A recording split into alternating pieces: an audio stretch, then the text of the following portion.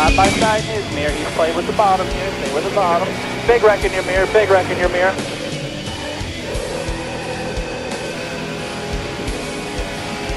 Oh no! Oh my God! That looks awful.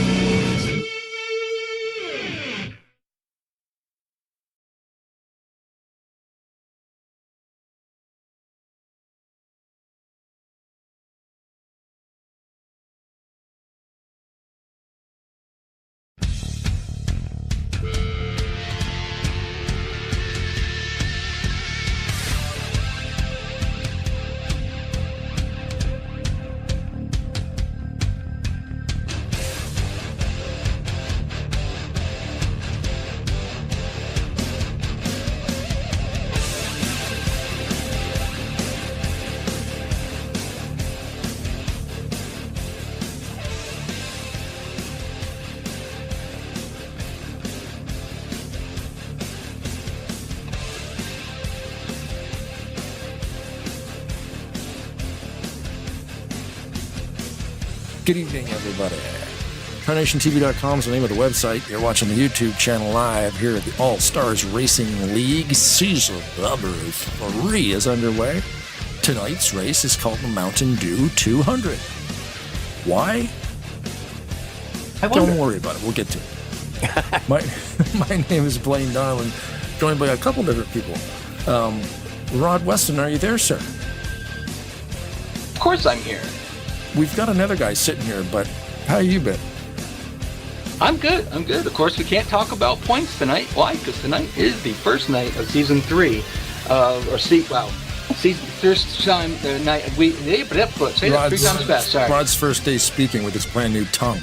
That's it. Well, it is the 3rd season of the Saturday night start that they've done. So, no points yet because tonight is the very first race of a 10-race series. So. I've just been out there practicing a little bit. That's why my tongue's a little tied.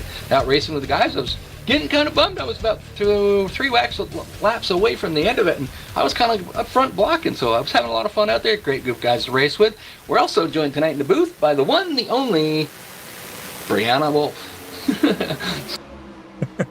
Okay, let me start off. Inside joke earlier, that's all. Let me start off by knocking Rod in the head. I'm going to give him a screwball here and throw a shot glass at him. But guys, thanks so much for having me, man. This is going to be a blast.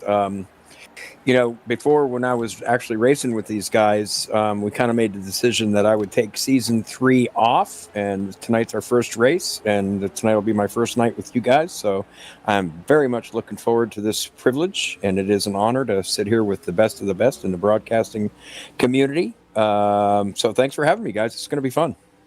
Oh man, thanks for joining us. This is always super cool, especially All-Star Racing, man. Like, you guys had a couple of wild seasons so far. It just keeps getting bigger. And I was mentioning how this is, as you can see right here, the Mountain Dew 200's get a cool little, probably using ChatGPT to generate that thing. Ken Roberts, the sponsor for this evening, or the host, I guess it would be. You guys are doing each week a different person. Every race already this season has been taken, and I guess you're already halfway booked through season 4. Drivers are soaking up races and putting their name on it, coming up with a name for it, and then they're also able to set the lap count. So you'll notice tonight's like a 76-lap race. Next week, I think it's a 66-lap race. So who came up with that idea? That's pretty neat. Yeah, that's really cool. And I'm glad you brought that up to start us off with, because that's a new program that we've kind of had it in the works for actually the last few years. We came up with this idea. And what it does is it allows these, number one, it takes a little bit of the stress off of the cost of this thing. What we do is we let the drivers purchase a race, and then we customize it to what they want to see. As far as bringing in, like, for example, tonight's Mountain Dew 200, Ken chose that, our lead admin here tonight. He chose that not because he likes Mountain Dew, but because he was a big fan of, excuse me one second. He was a big fan of Darrell Waltrip when he drove the Mountain Dew cars and those paint schemes, and he will be in his very familiar number 55 Mountain Dew car tonight.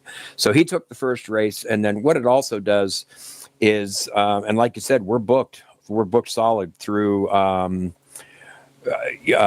season 3, and like you said, halfway through season 4. So it's just a win-win-win for everybody. I mean, it gets you guys paid. It takes a little bit, it gives a little bit of relief to our main sponsor, Bryant Motorsports and Auto Sales Parts Barn.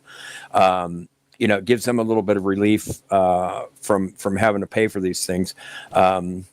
Not saying that it's so expensive it's out of reach, but I mean it just gives opportunity to not only the driver, maybe if we have some fans out there that want to customize a race to their liking, you know what I mean? So so that's one of the programs that it seems to be very so far successful.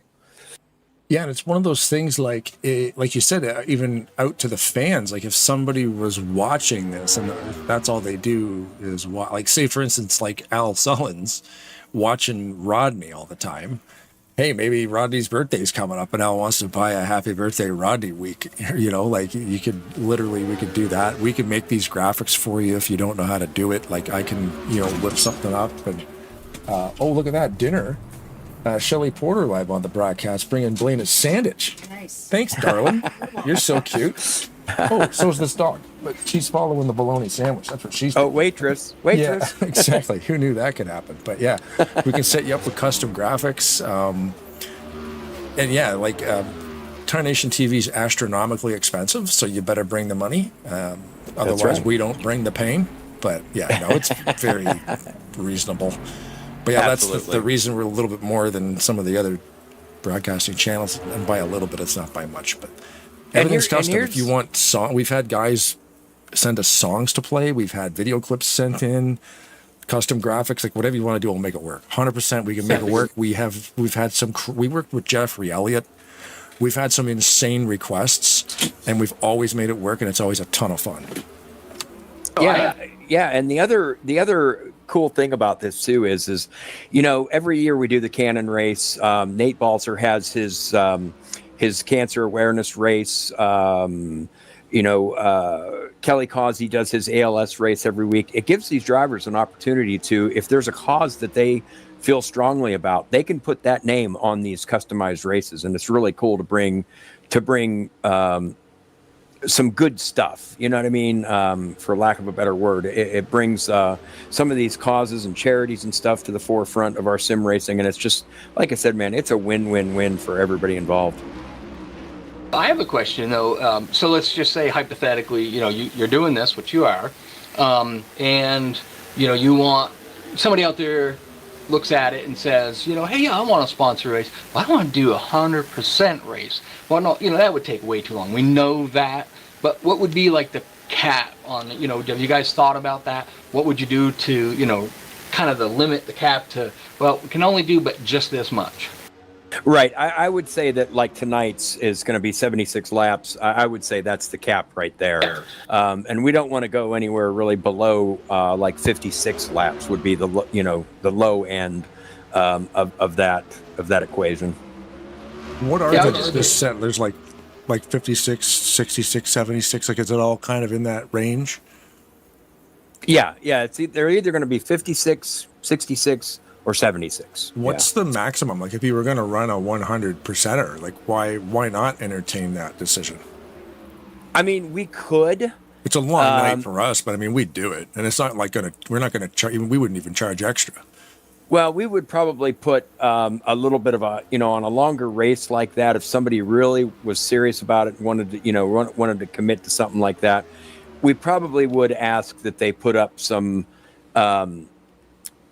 things where they could go and donate to like their charity or cause or whatever like that. We would really want to customize it to something like that. Or even make it a specialty event that's not a regular point season race. That's taking it even further. I mean, yeah, we would definitely welcome that idea. So, yeah, go ahead, Brian. I was just going to say, another question I'd have, though, is you still have the Bryant Motorsports as a sponsor. Yes. They're still doing the same thing that they've always done.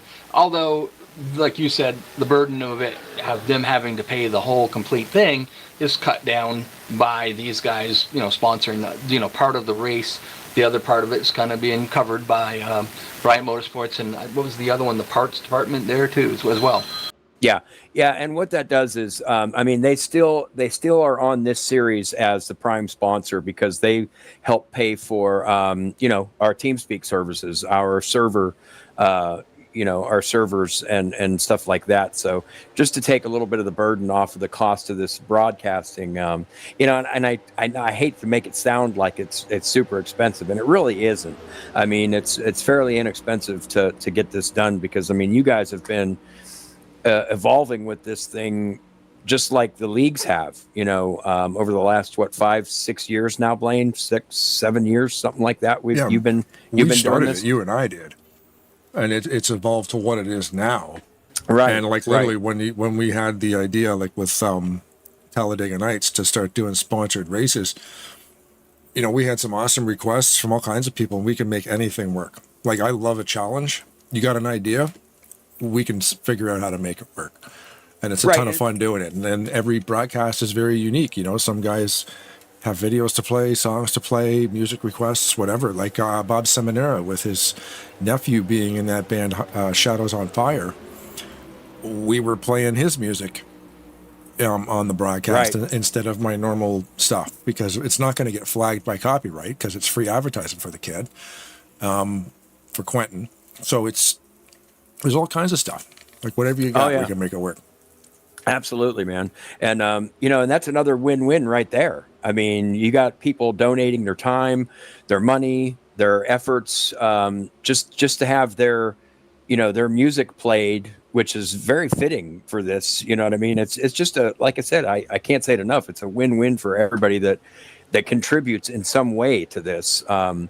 And to have this all come together for All Stars Racing League on Saturday nights, it's just been so incredible. I can't even see half the names on my TeamSpeak because, we're full tonight. And I think everybody's been anticipating this season coming up for the last couple of weeks. And, man, it's going to get exciting. I can't even begin to make a guess on who's going to, win some of these events. But, man, it sure is a treat being up here with you guys and getting to call some of this action. It's going to be a blast. I feel lucky. I am blessed to be in the position I am as one of the lead admins for the league, and then getting to do this with you guys is just, I really can't see where there's any more that I can do with my own personal racing career than this, And, you're looking at the screen up there now. You see all kinds of drivers. One driver you will not see tonight.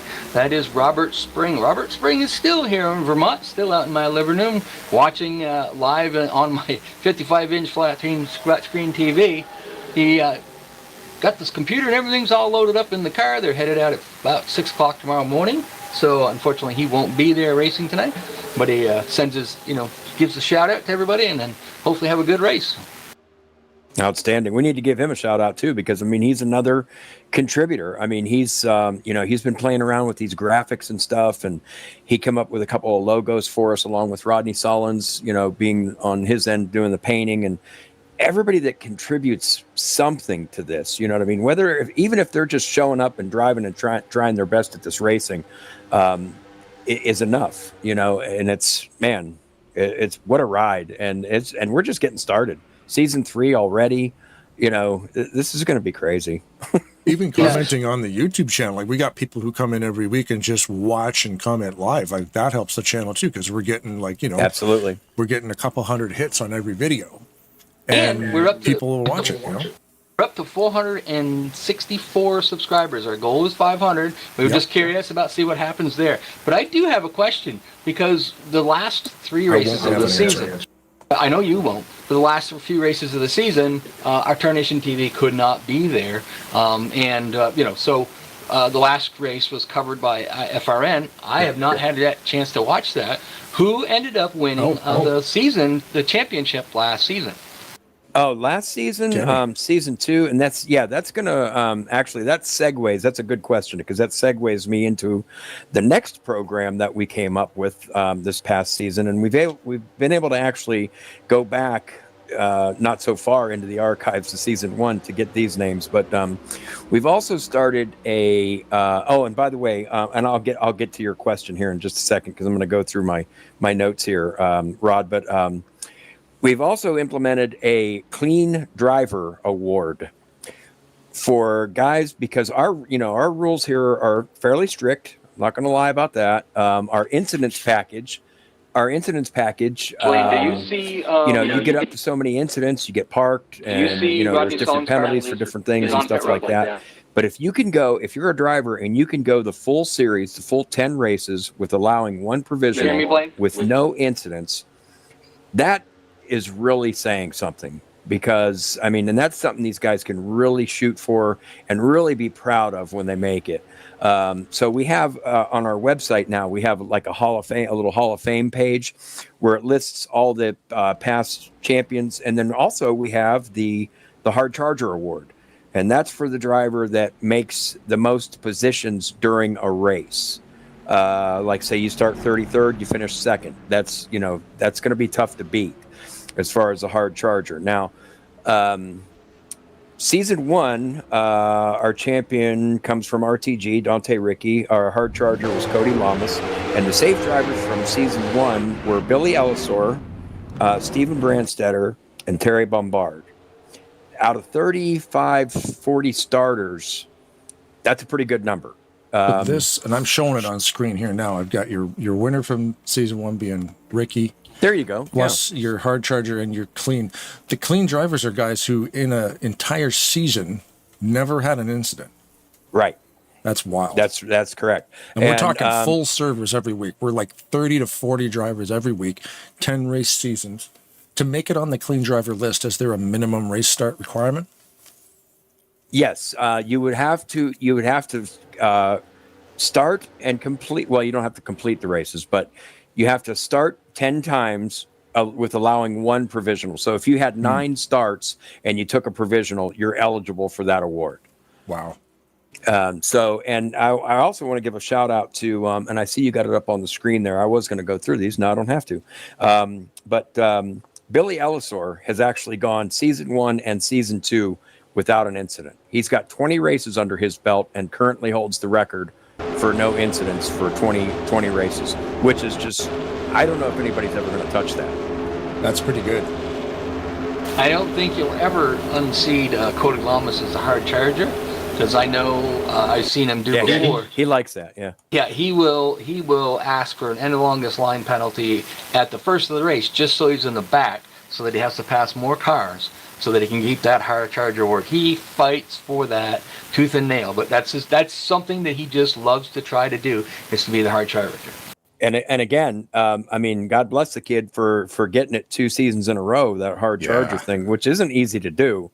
But with our rules package and the way we run this format, now his chances are actually cut in half because every week, every other week, I should say, we lotto qualify, which they're in qualifying right now.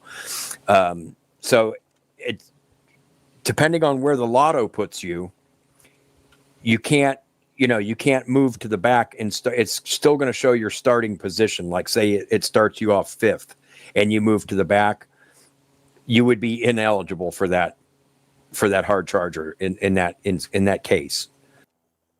Oh, okay. Yeah, so looking into the chat. Yeah, go ahead. No, I was just going to say, looking in the chat, we got, of course, Robert Spring in there, Randy Waugh, Let's Go Racing Corey, Rodney Sullins. He was wanting to make sure you have his car. And I told him that. We got Jeffrey Elliott, the Hey Guys. Just you get hits because you're awesome. Thank you, Jeffrey. We got Rodney Sullins on there again. And then, of course, hanging in with Jeffrey. Hang in there, Jeffrey. We all of us thinking about him, so hopefully he's doing well.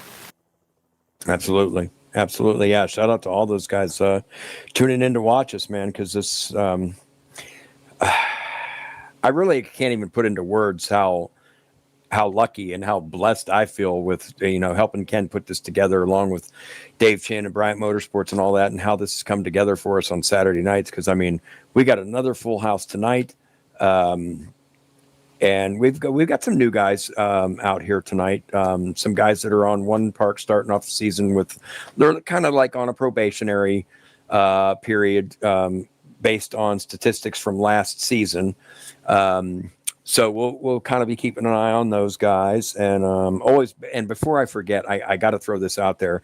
I want to thank Bryant Motorsports, obviously Fluid Studios, and this is another way for me to get my brand out here. You were talking about how many subscribers you had, and I just got notification that my Fluid Studios YouTube thing is now up to 185 subscribers. Nice. So that was pretty cool. Yeah. Wait. So it's really helping me get my brand out here too. So I got to thank you guys for that. Yeah. Yeah, because you do like a lot of the stuff, like kind of like what you saw at the start of this race. So I made that little highlight reel. You make full blown race recaps. So like, are you going through each race here and putting out full 5-6 minute recaps of the races, or what are you doing? Because I know you've done it before. Yeah, it's gonna depend on a few things. I'm a little bit on the fence of it. I might wait until the last race and then put together like a season thing, and only because of the equipment that I use is a little outdated and stuff, and it takes me longer to put some stuff out anymore. But yeah, man, it's just the last 4 or 5 years, Blaine, watching you develop this thing and, helping me with Fluid Studios and getting my brand out there. And we're kind of switching back and forth and putting this whole thing together, man. It's just been so much fun. And, we were talking before the broadcast started about how much fun this is going to be. And, like I said before, if we start having too much fun, someone's going to call the cops. Phone them. 911. Yeah, there's a lot of people. I guess we. Josh. Looking forward to this. Josh too sent me a message here before. Is he on the track yet? Is he driving the 85? He is Some out there, guys yeah. are driving Oh, yeah, it's a different beautiful car. numbers. Beautiful Yeah, Dodge. It's an old paint that scheme. thing. Yeah. On a different note, not related to the ASR, but in real life, I work on a V8 Sportsman car that races at a local track over here. Last time we raced, we got hooked into the fence, destroyed the whole front of the car. We had to kind of cut off some of the parts and replace them. I mean, literally busted our tail. They took it down tonight. They won the heat and they won the feature. So that was awesome. We put a lot of hard work into it. Jim Carley put a lot more hard work in it than I did. We even get Bob Spring over there turning wrenches on it the other day. So that was kind of fun. That's why I didn't get a chance to race with you guys on Wednesday. But sometimes you got to make sacrifices to do things you like to do in real life. Absolutely. And you know what? They must have done. Yeah, they must have done. They must have done a lot of Q tonight. I think every other race. Yeah, okay, because I'm seeing some odd names that you don't normally see in the back and in the front under qualifying with Rodney Sullins on the pole. He's no stranger to that. But yeah, this is wow. We've got the best of the best here, guys. I'm telling you. And they come from all over. RTG a lot. Some of our ASR guys are here. Talladega Nights, when they started, a lot of those guys migrated over to PRL during that whole time period.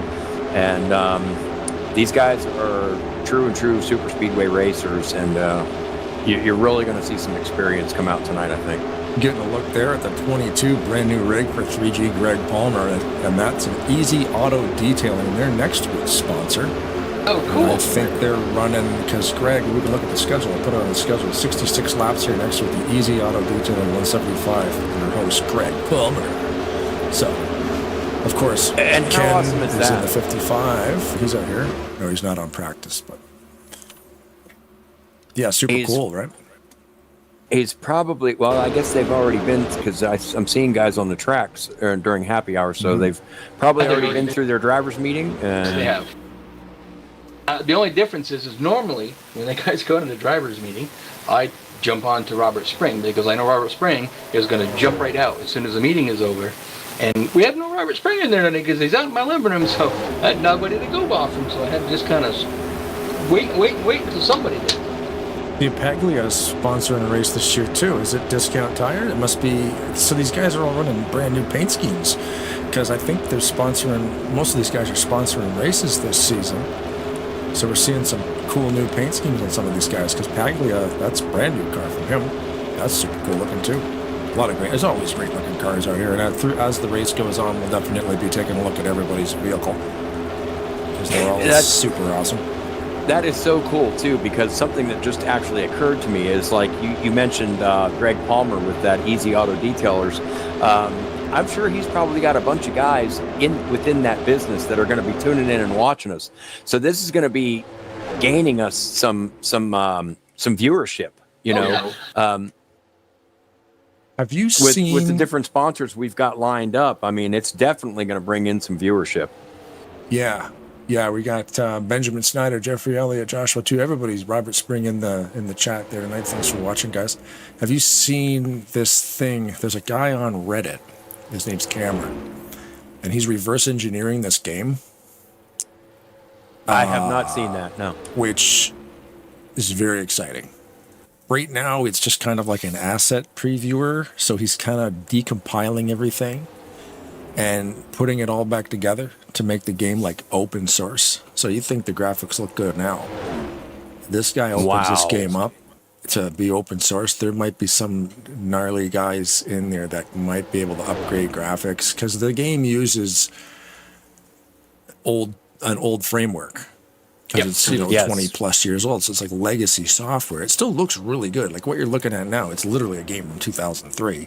So it's been a long time. Also got to remember that Project Wildfire did do some updating to it to improve the graphics and improve the damage model, and it actually opened this up to the modding community. Because if you just took 2002, threw it in your computer, it comes with just the Cup Series. There's nothing. You have to do the update, and once you do the update, which just opened it all right up. This guy who's been decompiling this thing, and I hope he doesn't get a cease and desist, because guys have been shut down for doing less with this game. But he put a car in like a physics simulation built within the game, just throwing smoke at it, and it was really cool to see like the video game smoke hitting the video game car in like a video game wind tunnel that he created, and watching how the smoke reacts, and how like to actually see the physics model in action in this game, which we can't really see. But because he's decompiling the game, he's putting these scenarios in there. I'm going, oh my goodness, this is going to be so awesome. Because if they don't get shut down, man, this is going to be massive for this community. Because it's like the ticker was really cool, And now you've got this guy pulling the game apart, putting it all back together, open source. And open source means basically you can get in there if you know what you're doing and change the code. Graphics can get better. Modding will be easier. Making tracks will be easier. It's literally endless. And it's going to be nuts. So you're saying basically, like right now in the game, if the smoke's there, you drive through it, nothing really changes. The smoke does move and travel, but you never affect it. I wonder if in the game is that going to happen? So like if I'm following Brian goes through the smoke, am I going to see the smoke go, whoosh, wisp around his car? That would be cool. I'm thinking, if the game's open source and somebody wants to get in there and make volumetric smoke that would react with the wind, because wind exists in this game. We can't see it, but we can see it in the form of the draft. So there is physics there that tell, okay, there's wind coming off this one car. Oh, now there's two cars. You get a better draft with 2 cars, 3 cars, 4 cars, bump drafting, all this stuff. So the wind is here. We just can't see it. If somebody knows how to code that in there and they make volumetric smoke, if there's a wreck and there's guys driving through the smoke, 100% that could happen. Because once the game is open source, they're able to take everything into account, and that could totally be a thing, and that would be super awesome. I want to see fire. I want to see tires coming off. You know what I mean? Like, how cool could the damage model get if this game's open source and guys can show trunk lids flying up into the air when they get into accidents and stuff? Okay, so now you seeing the catch fence come down. Yeah. Yes, I'm just saying. Yeah, so you the could have next thing you're dynamic going to track want walls. is you're going to want Seth Cole get hit by Blaine Donnellan and fly up through, take out the fence and land in the front row. It's Okay, a I see gap how in it the is. fence the rest of the game. Yeah. You know, literally, like, that sounds insane, but if somebody wanted to do it, it would be kind of nuts. The infield care center is going to become very real very fast. Yeah, it literally I can see it could. now. I can see a broadcast now. All right, guys. Well, you know, there's a 15-minute break for the guys are over there, and then we turn around and look, and they got guys over there repairing the fence. Yeah, I mean, open source guys were asking questions on the Reddit thread, and the guys interacting with all the people asking questions, and I'm like, bro, he said open source, which is literally, like anything you can think of technically could be possible if So to me, somebody could pull it off. Not that we could maybe actually do this at this point, but to add to that, now think about this, Blaine. Look how many talented guys we have in this community already. Yes. The painters, the track builders, you know, And that's the the mod thing. builders, you know. On that Reddit thread, I'm seeing people asking this Cameron guys like 12th Quotient, which is James Hodge, guys like Mystical, which is the dude who made the go-kart mod, the ICR mod, a bunch of tracks, crazy mods. This guy's already doing stuff that's not even I never thought would even happen. Like even just the the painting template for the ICR mod is horizontal, like a double wide horizontal template. Everybody's always got the square template, where he actually did like a double wide one. So it's like a widescreen template. So there's way more going on. So Mystical has already cracked this game open pretty wide and been doing some crazy stuff with it already.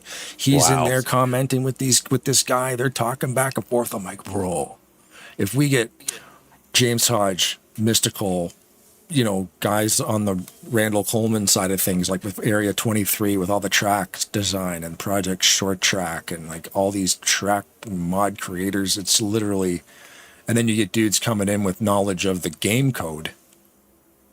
It's kind of like, I really hope they don't get a cease and desist, because the problem is iRacing still owns the code to this game. Sure, it's been abandoned, but they still own it. And you can't do what this guy's doing. But I hope they don't really care, because it's 20 years old. Well, maybe he can somehow copyright it, you know, or trademark it somehow, or purchase it, you know, go in together with a team. Clear And it with them, you know, like, how much would it cost, and then run a Kickstarter to get 10 grand to make sure it's A-okay. Right. And then, you know, and speaking to that aspect still, I did want to give we always have to give a shout out to our track builders, John Godfrey. And I also want to thank RTG, because this particular version of Talladega is on loan from them. This Talladega V4, RTG V4 is on loan from them. And John Godfrey was able to use some old software and actually widened pit road. And he can do all sorts of things with the trackside objects and stuff that you see, the eye candy around the, you know, in the track. And he's just done a tremendous job over the years of keeping these tracks updated. And, you know, so shout out to RTG too, for kind of loaning us this track. And, you know, and, it's been fun. I think John Godfrey would be, a sandbox is the name of the software you use to create tracks in this game. Right. It's kind of a legacy dumpster fire. It's got its quirks because it is such an old software, and people have figured out how to make it work. But I'm sure with this open source project that's going on, it would probably be nice to see something a little bit more stable. That works better on modern hardware, you know, with when it comes to creating tracks and editing stuff. So and who knows how long he's going to be able to utilize that software. I mean, it's got to outdate someday, right? I mean, I really don't know. On the tech end, I really don't know what I'm talking about. But, you know, just from past experience, you know, we've seen mods come and go. We've seen tracks come and go and different things like that. And, you know, it's still, after 23 years, going on 24 years now, wow. You know what I mean? The things you can do with this sim is just incredible. It's still like day one to me. It is. It's crazy. And Ben Snyder just said there too. I was thinking about creating a NASCAR 2003 Hall of Fame to honor people who have contributed to the community, because that's an excellent idea, because all the track designers, all the car painters, there's so many of them. Seth Cole, Rodney Sullins, Bernie Mobbs, Randall Coleman. Like, it literally, the list is insane. You know, a lot of guys on the Maverick series, like, they all make their own cars too. You know, Paulo Vitor, I think, is a painter. It's crazy.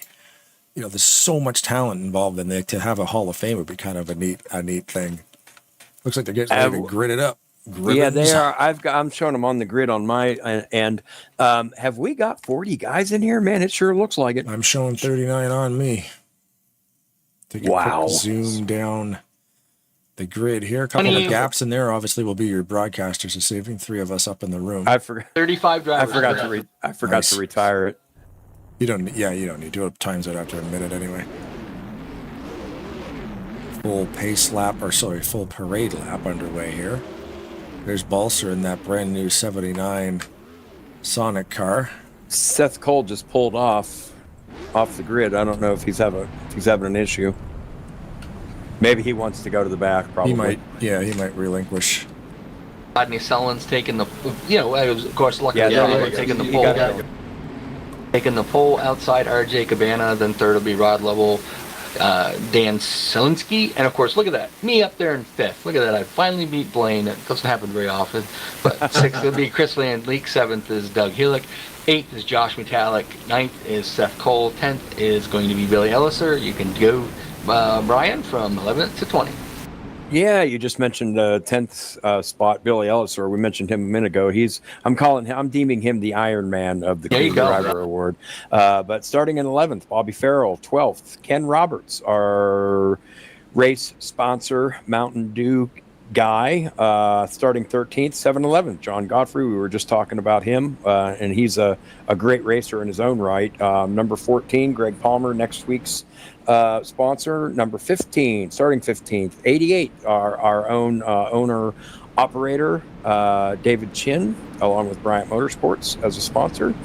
Let's see, starting 17th would be Josh 2, 18th, Tim Anderson, 19th, Brian Lovell, starting 20th, Mark Paglia. You want to take it from there? Blaine, go from 20 down, please. Nah, mate, I'm running the broadcast. What are you crazy? Oh, okay. Are you all right. crazy? So we'll go. 21st is Cy Jones. 22nd, Keith Bynum. Then there's Mike Mangialardi, Brian Shullins, Brian Lawson, Mike Brush, Randy Waugh, Cody Lamas, as we're getting ready to go. I'm trying to wet through here. Denny Carroll, Pat McCursky, Steve Brandstetter, Brian Wolf's not out there, Eric Sullins, RSR Hud, Nate Balzer, and Dennis McCarthy. That is a bunch of people, dude. Race number 1 on season 3, we've got a bunch of leagues represented here this evening on track. Then Dennis RJ McCarthy, Cabana Robert Man in the Breedlove. front row with Rodney Sullins. Shotgun on the field. His car is off, and Rodney Sullins bring him down to start season 3. Shotgun on the field this show and turn, and I have to thank him for giving up a spot on Thursday to let me race. I appreciate that very much. Looks like the inside line so far has got the run, but usually the high side will get it on the exit of the corner if they can get formed up pretty good. Rodney Sullins pulls to the outside. Not uncommon to see him do that. The 33 car was smart there. He kept it tight down to the inside, and like you said, that outside line seems to get the run coming off the corners. Or I'm sorry, the 38 car of Rodney Sullins kept it really tight down there through that last turn. Greg Lovell on the bottom down there with Doug Hillick, Bobby Farrell, and John Godfrey. They're going to try to see if they can get that inside line going. Now, we'll always see that the inside line usually gets a better run in. Outside line, like you said, out. But it all depends on who's forming up. You really got to have the first 4 cars in each one of those lines, kind of giving each other the bumper a little bit. You get back there to Billy Elliser and Ken Roberts. They don't need to be bumping. That doesn't do any good. You start doing that, causes a chain reaction. We get that, what we call the accordion effect, and then it ends up going all the way back to people that a little bit further back and causes wrecks. So these guys have done this long enough. They know at least the first 4 cars are the ones that got to push. Look at that, RJ Cabana. Nope, I'm not going to follow you no more, Rodney. He goes down, pulls down in front of Greg Lovell. He's going to see if he can come out and get a lead. Remember, they do get points for leading a lap, so they all are trying to lead a lap if they can. They do, and it looks like Rodney Sullivan's got hung out there. Now they're 4 wide for second place. And, you see Ken Roberts' MO forming that outside line, and they are on the move. Yep. They're out there in that 10-lap sprint race, and that's exactly what they did. They got out there. I got up there with them. We went all the way to the front, passing everybody, just because we had Ken Roberts up there pulling us. So he's really, really good on that high line. World's best NASCAR simulator. Let's just go 4 wide, no problem.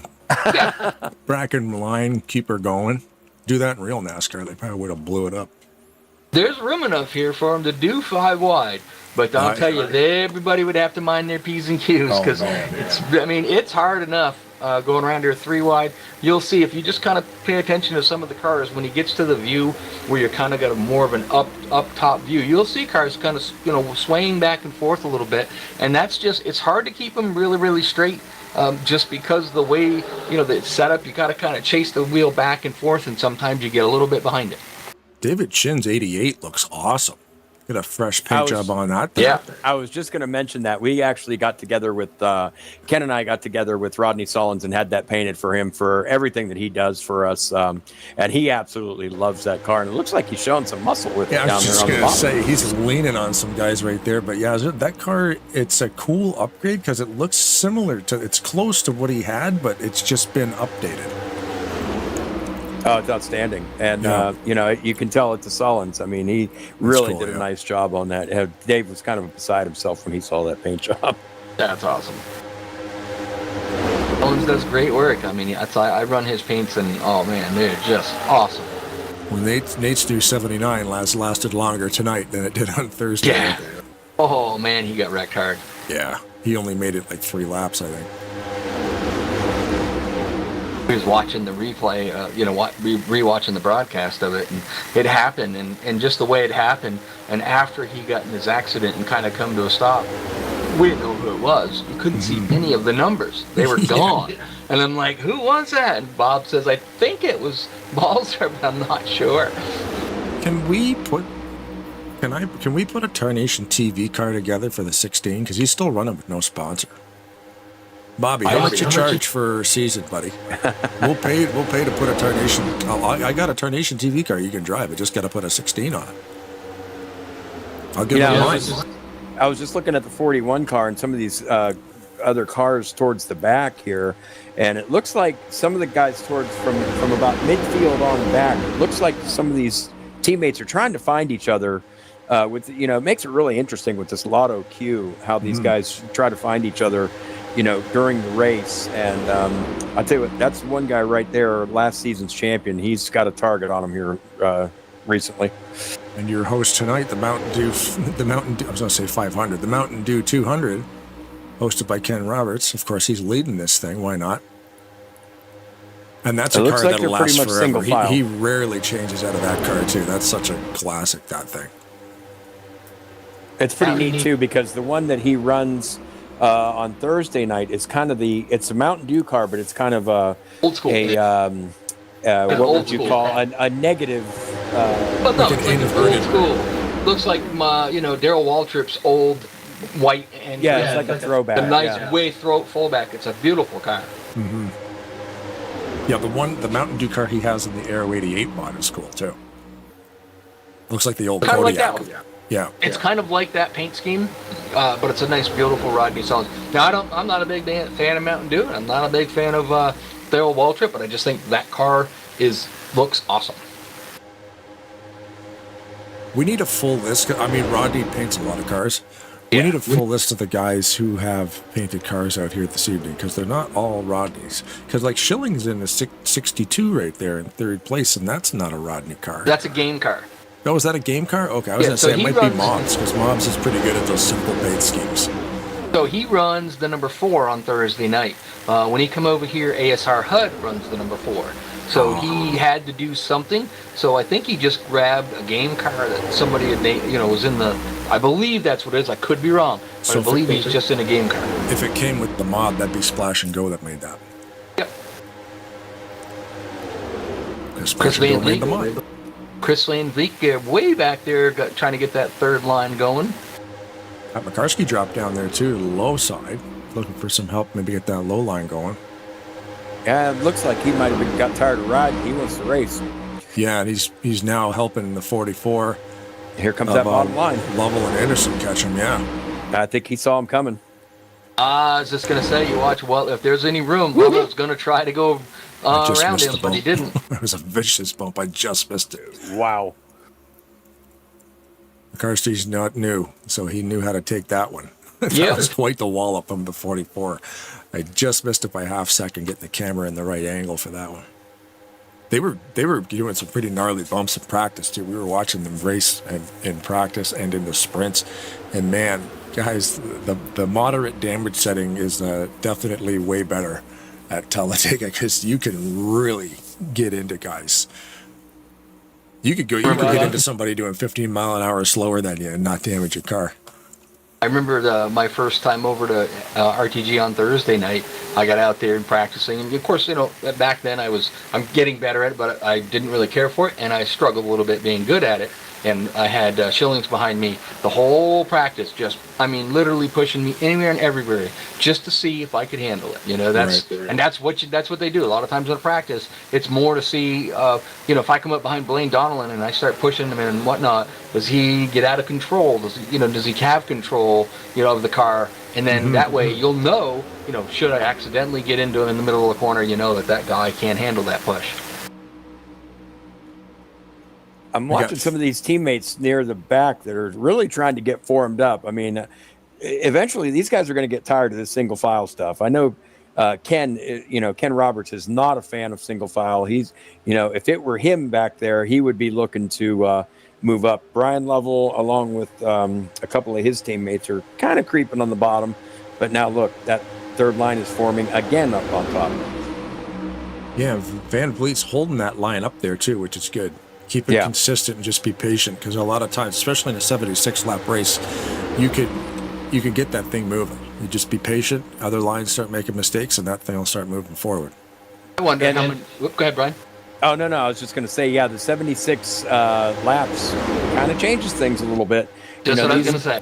These guys are just racing towards that first pit stop, I believe, right now. They're just kind of biding their time, getting together with the guys they can run with. And they're probably on, those whispers are probably going crazy in the next 5 to 6 laps, I would say. Do your hosts of each week's races, like for instance, Ken Roberts this week chose to run 76 laps, does he have control over the pit frequency? No, I think we keep that the same. That's 2. He would have to correct me if I'm wrong on that, but I believe the pit stop frequency stays the same. So you're going to see pit stops probably right around, between 18 and 20, somewhere in there. So that's our idea for season 4. MR. That's an idea for season 4. You could, you're now in season 4, maybe you can pick the race length and the frequency. So you could run 76 laps out of 1X. So you would only need to pit once. Well, I can tell you this too. I just kind of noticed, I'm looking down at my lap counter down here, and we have, this series has actually made it to another landmark. We've gone now close to 14 laps without a caution. And they've had, you guys had them caught one caution. I don't want to jinx them. Thing, but so the other thing too is with the, we usually do 66. Now we're doing 76. That's 10 laps extra amount of fuel. Just think about it. You take someone like me. If I get out here, I'm so used to running 66. I'm thinking 66. Then all of a sudden I'm going to get down to the end of it. Well, wait a minute, I got 10 more laps to go. So it could throw some of the drivers off that just didn't pay attention to that. I would assume they probably said something in the meeting to let everybody know. Okay, guys, sorry, I had to step away for just a second. Here in about 2 minutes, I'm going to have to step away for about 5 minutes, guys. I apologize, but I got an issue here that I need to take care of. Yep, no problem, dude. It's just routine, but it's not an emergency or anything like that, so I will be back. You just pause the game? Yeah. I'd go ahead and hit restart. Yeah. I think we'll just have a moment of silence here while it's going. Ken Roberts out front. He's got Greg Palmer right there behind him, Brian Schillings, Mark Paglia, then RJ Cabana, and then that is 888, so that would be Greg Lovell. Sorry Greg about that. Lovell, I yeah. couldn't see the number on the side of it, so. 880. I really think these guys are getting set up for Yeah, they're starting to get ready for pit stops. Yeah. Yeah, they tend to kind of claim that bottom line within about 4 or so laps. So we're on lap 15 right now. Usually they're going to be 19, 20, 21. It was kind of cool. They kind of fanned out. I mean, we had them 4 wide like the first couple of laps, and then they just kind of settled in, realizing maybe, we get closer to pit stops, but it's not going to stay like this. They'll get 3 or 4 wide again as this thing goes on. You can still see there's 2, distinct lanes out there. Just the bottom lane right now seems to have the bit of the advantage. Okay, guys, I do have to step away. I'll be about 5-6 minutes, something like that. Oh, good, dude. Take your time. We got one just as I around. say it. No. Just as I say it, I'll let you guys take the reins. I apologize. Okay. I saw Greg Lovell sideways there. I didn't see what happened. I just caught the car sliding sideways in smoke. It was a big one. They do race back here, so we'll stay locked on the Oh, leaders. that's We'll right, go back too. and check that out. So we will definitely see pit stops. It'll be under yellow. These guys will be able to make it another few laps anyhow, so we're not in a dire fuel situation. Sometimes if it's close to the pit sequence, they'll have to take a penalty. I've done it before. I'm like, I gotta go. I gotta take the penalty because I'm gonna run out of gas. But under yellow, it's end of longest line penalties, so it's not that big a deal. I kind of looked back there just real quick to see what I saw. Looks like Brian Lovell tried to Greg Lovell split up the track a little bit. Brian Lovell just kind of got his nose underneath there. I think it was just a little bit of a misjudge. Quite possibly. Brian couldn't get out of there in time. But either way, he caught the left rear quarter of Greg Lovell and spun him around. Oh, His yeah, car looks yeah. like it's got a little bit of damage, but and it's unfortunate there's a bunch of them behind him that also got involved in it. Yeah, there's a little bit of a brake check going on there because they started stacking on the high line. You see Breedlove there rolling down the banking. McCarthy on the grass. Metallic's in there. Oh, man. Bynum. Who's that? Oh, that's Nate rolling in the foreground there. That new Sonic, that burgundy Sonic paint job is taking a beating this week. You still read it, though, so I think it'll be all right. Oh, no, it's on fire. Yeah, he retired. Oh, man. Pat McCarskey and Nate Balser are both forced to retire from that incident. Oh, that's not good. So we will go into pit stop mode here. Wrong camera angle.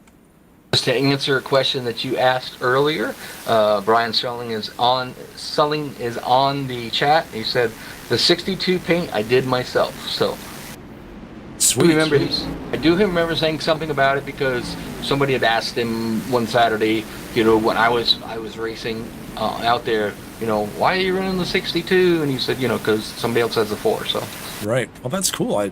So Brian does his paint jobs too. That's awesome. There's so many. I mean, I've got a couple out there. I think the 510 is still running my scheme from a few years back now. the end tonight? I hadn't noticed if he was in there or not. Branstadter's here somewhere. I thought he was.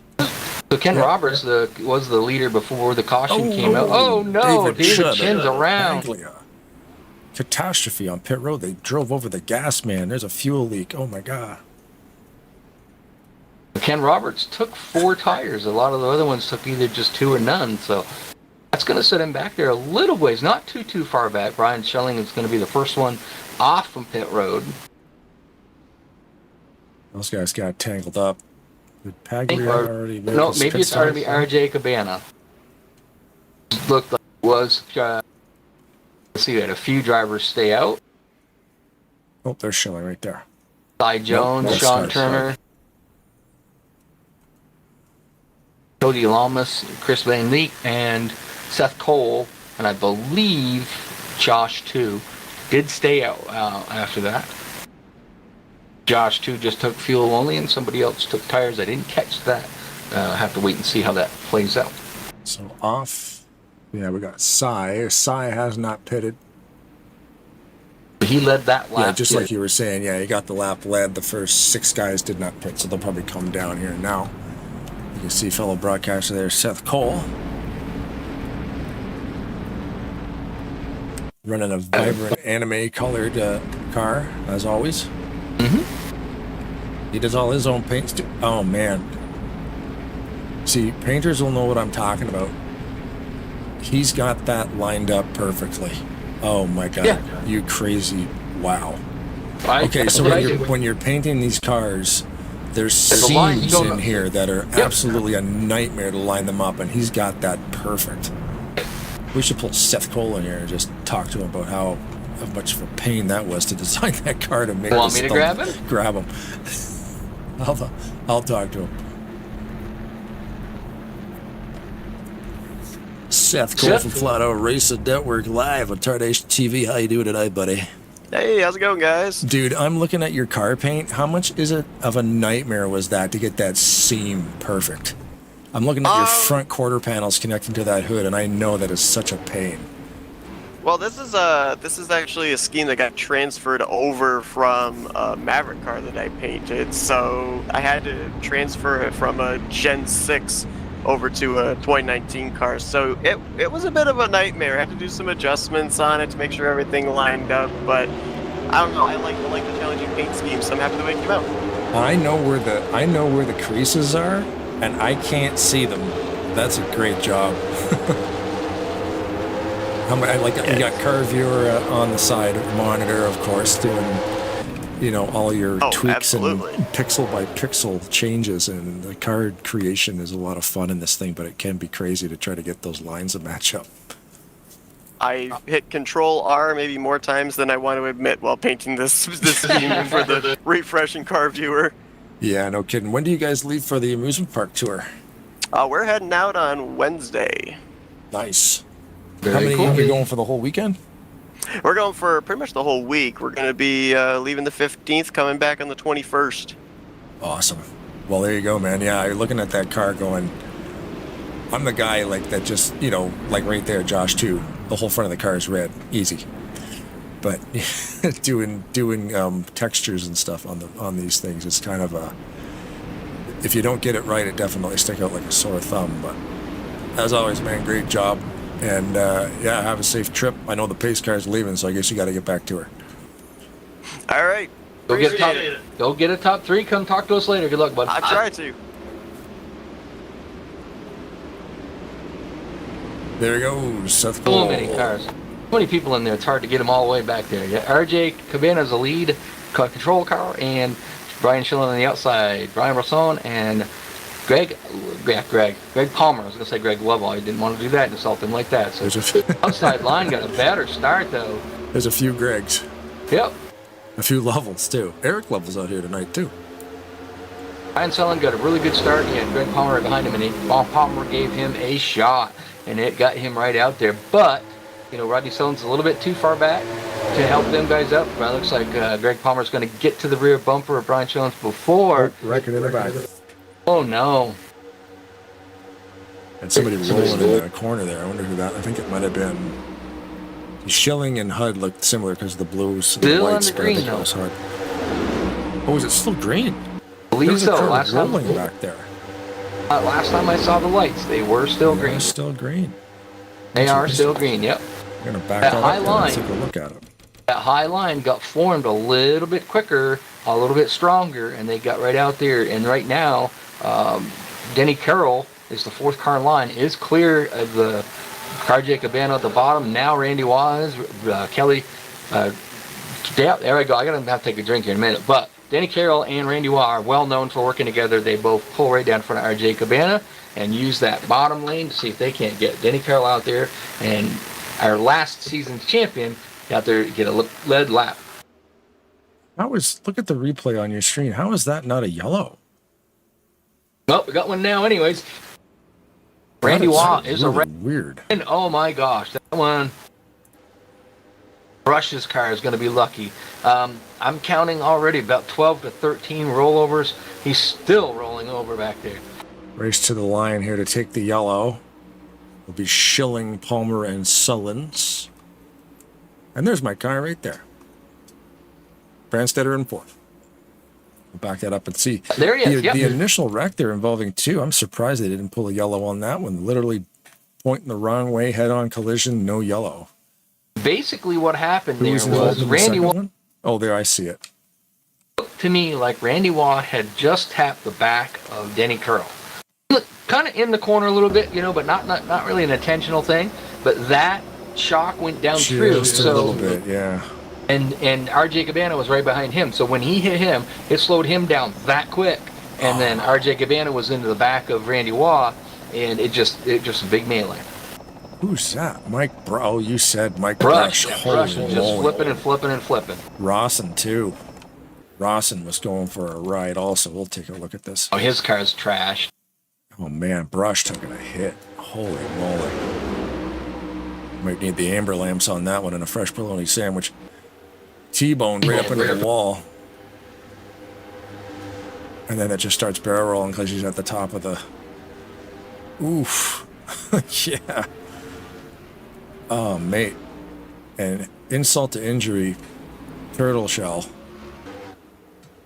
Okay, we got to check to see if Rawson's doing all right, because he went for quite the ride, too. Who got through that? That'll be the one to lock onto. Watching to see if Seth Cole had made it through there. He's pretty good at wreck avoidance. I mean, a lot of these guys are really good at wreck avoidance. You can't really avoid it when this happens. No. There's always somebody. See, Rawson's car gets launched right here. Oh, yeah. Wow, over Rawson get hammered into the fence. I can't believe Brush, man. That thing is, there's no way. Is he still running? No, he's accident. Yeah, he retired. Sorry. Bobby Farrell goes through. The car behind him, Brian Rosson, does not make it. I mean, they were right, pretty much nose to tail. Oh, wow. Robert, by just looking over at the screen, Robert Breedlove, you got to watch it from his roof cam.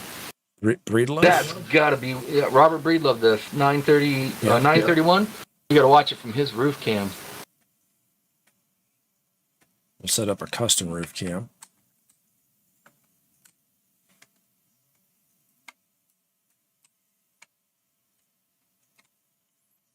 Slow motion view from the 931 of Breedlove. On the roof, though. There you go. Oh, yeah. He's probably going to be a little bit aerodynamically challenged. Holy moly, dude. That's awesome. Going to be a little aerodynamically challenged, I think. But He's got a scratch on the roof from that. Oh, yeah. Man, that could have been so much worse. Oh, no, maybe not. He had the scratch before that. I got to slow it down even more. Kind of happens when car lands. He goes underneath one. Oh, you turned around because there was one that landed on him. I think. Nope, maybe not. I don't know. I could have sworn out. He didn't hit anything. That's amazing. It had to hit him. Yeah, I think Rawson for sure. The view I was looking at it as I thought for sure it landed on him. Yeah, it had to. I'll back it up and take another look from the front corner here. It doesn't. It's not showing any damage visually. Yeah, there it goes. Yeah, just hit it barely. But I think he did definitely hit him. Looking back at Ken Roberts right now, lined up there back in the 10th position. The 4-tire change actually kind of dropped him back a little bit. Just don't think he's not going to make it. He will definitely. If get some help and people work with him, he'll be back up front in no time. You can see the car actually dips down. Yep. Control car right now is going to be Chris Van Vliet. Yeah, the car dipped down, so it did get hit, but just barely. And Tim Anderson definitely got a hold of him. Yeah. Tim Anderson just being a buddy for Brian Rosson to gives him something softer to land onto. That's crazy. What a wild ride that was. Holy moly, man. There's a lot of good camera angles in that one, unfortunately. But we don't like it when guys are wrecking. But... So, lights are out on the pace car. Chris Van Leek is the control car. He took the high side, which that's not uncommon for some of the drivers to do. Rodney Sullen's down on the inside. Now on the start, of course, that's just because the other driver took the outside. Then Brian Schillen, Greg Palmer, get back to the Denny Carroll, Bobby Farrell, Ken Roberts, and John Breedlove's their top 10 right now. And 11 is going to be Robert Breedlove. So I don't think it hurt that car too much.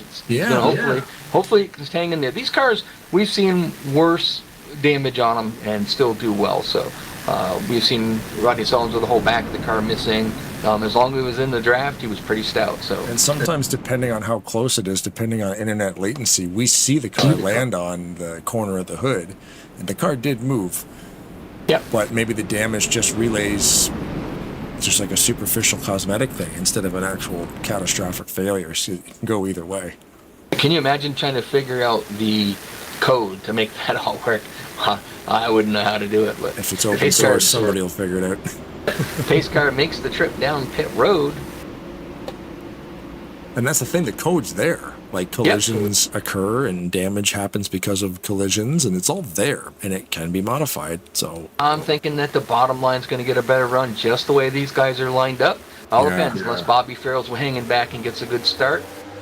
Van Bleek is on it. He is right there, but that 3 cars on the bottom are nice and tight. Already pushing, already bump drafting. You know darn well that's going to make them quicker. Bobby Farrell just getting into the back of Greg Palmer there, and you could see the difference in it make that he didn't get there in time enough. The inside line, all 3 drivers have taken off. Denny Carroll in 3rd place now. He was near the back at the start of this thing, and of course he's up in the top 3. He's a good super speedway racer. That's not everybody here has the opportunity to win. Everybody here is fast. Now, some of the drivers here may not be at the caliber of, I'm going to use Brian Schilling, Denny Carroll, up Bynum. quite. Oh, no. That'll end his night. Bynum just shot to the left and probably caught that pit road wall.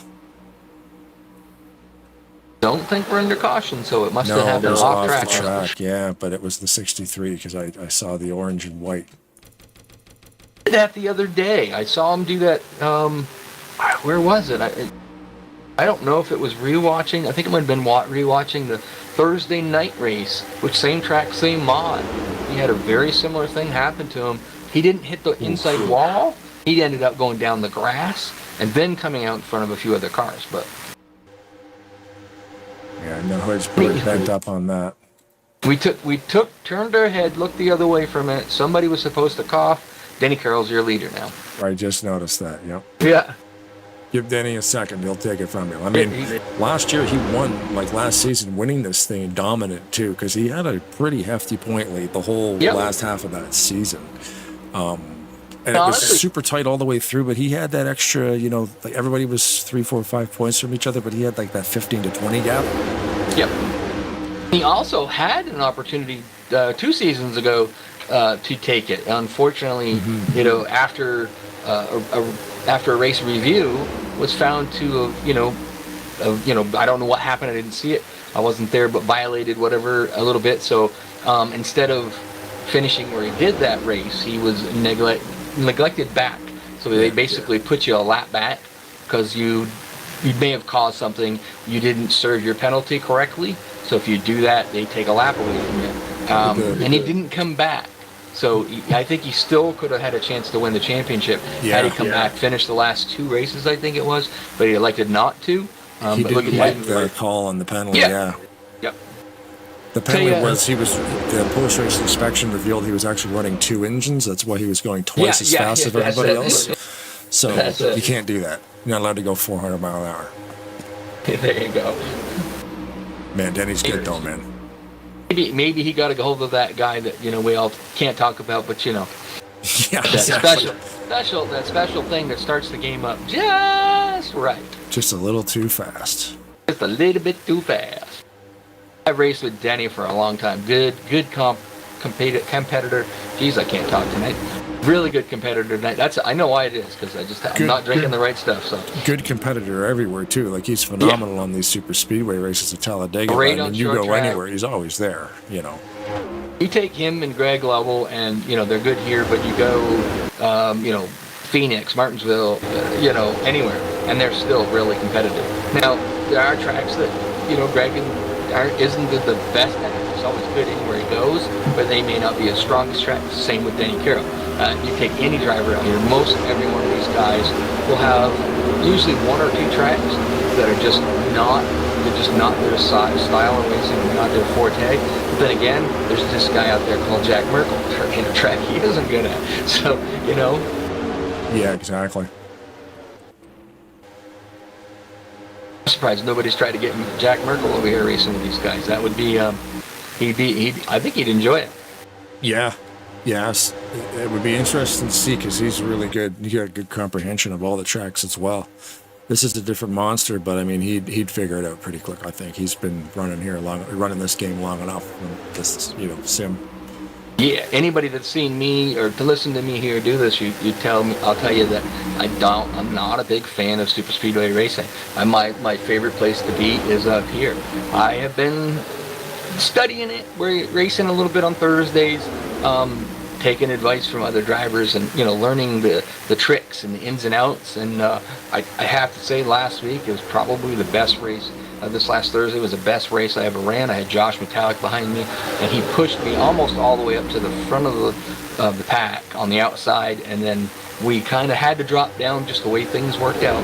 I tried to see if I could get him to come follow me again, and he said, "Nope, I'm gonna just ride," and I went all the way to the back. So, no, I'm starting to understand why these guys love doing this. Even at the same track, same thing, same every weekend. It's the same old thing, but it isn't. It's not. But it's not. It's a lot of fun. I'm really starting to enjoy it. That's why when Seth said this last Thursday that I'd be up in the booth, I was, as soon as I got watching that broadcast, I was out in the garage working on a go-kart, and I'm like, wait a minute, grab my phone. Nope, Blaine. Nope. No. Yeah, that's the thing. On Thursday, we run TARNATION TV production with Flat Out Racing calling the race. The problem is, we were just talking to Seth about flag is out. we were talking to Seth about him and Kyle Matthews headed out on they love the amusement park, so they're going out for a week there to do the whole roller coaster thing. So it's going to be Jack Mitchell and myself calling the race. And they were wondering if Rob was going to join. I'm like, you got to race, man, because it's competitive, right? I mean, it's not like you're last, like you're there. You got to go. Yeah. Well, the thing of it is, I'm trying to stay in the top 30 too, so that when they do start the new season, I'm automatically in for the first 3 races. So that's my goal. But the goal is to try to get better and try to gain the respect of the drivers. The first 3 races I got there, I'd seen guys like Brian Schillen, Josh McCall, any of them guys get behind me, and after about a lap or so of it, whoa, a little brake check going on up there in the front. I don't know where the incident was. I don't see anyone going around. They would kind of leave me hanging, but now they don't. They stay right with me. So. Do you see an incident anywhere?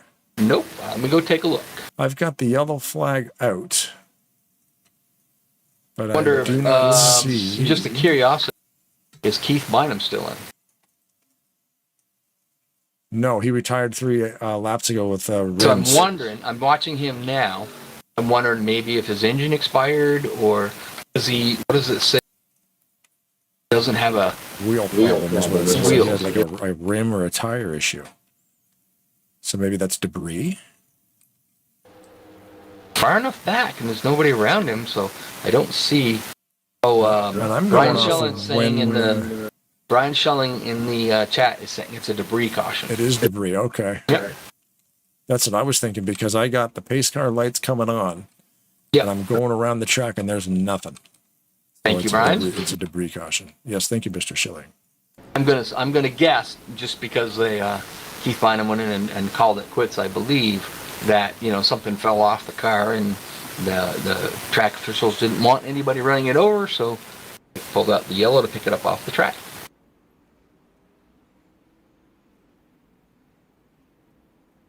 Yeah, it does that. And then you just chalk it up to debris because there's no other explanation. Yep. But it makes sense. I mean, if you've got a car out there with a oh, I got Rodney Sons. 1 second. Sorry, Rodney, go ahead. So it looks like Cody Lamas, Sean Turner, Roger that, Josh thank you. I'm going to say David Chin and Doug Hillix are going to stay out for the first time. Denny Carroll won the race off pit road with Rodney Sones behind him, Ken Roberts back and up near the front. We have Greg Level, Mark Paglia, Greg Palmer, and Bobby Farrell. few of your drivers that are up front. Yeah, Roger Sargent was also confirming there that it was a debris caution. So. Okay, cool. It's kind of hard for us to figure out what's going on if we can't find anything that went wrong. Like That's Cody what Lamas happens when you can't find it. You just chalk it up to debris. So it looks like Cody Lamas stayed out to lead a lap. Sean Turner, is going to do that now. Josh 2, David Chin, and Doug Heelick, all along with Cody Lamas, all going down pit road. Stayed out the last time by. Yep.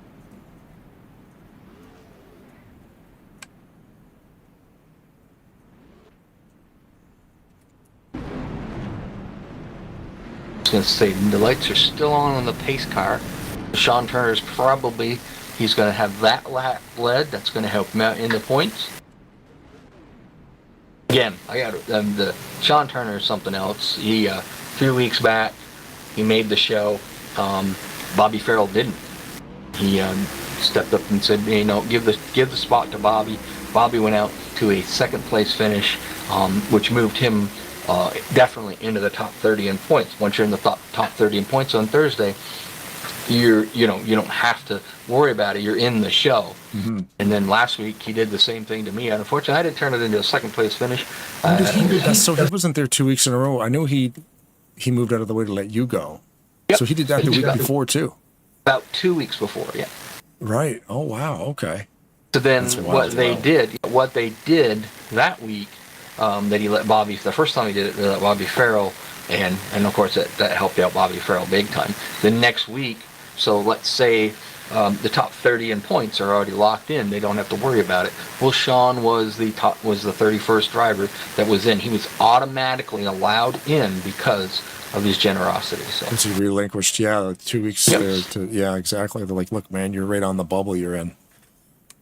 And I mean, I didn't make the show because I didn't do a very good job. I didn't. It was. I'm getting down to where my best lap is just, it's not perfect, but it's not bad.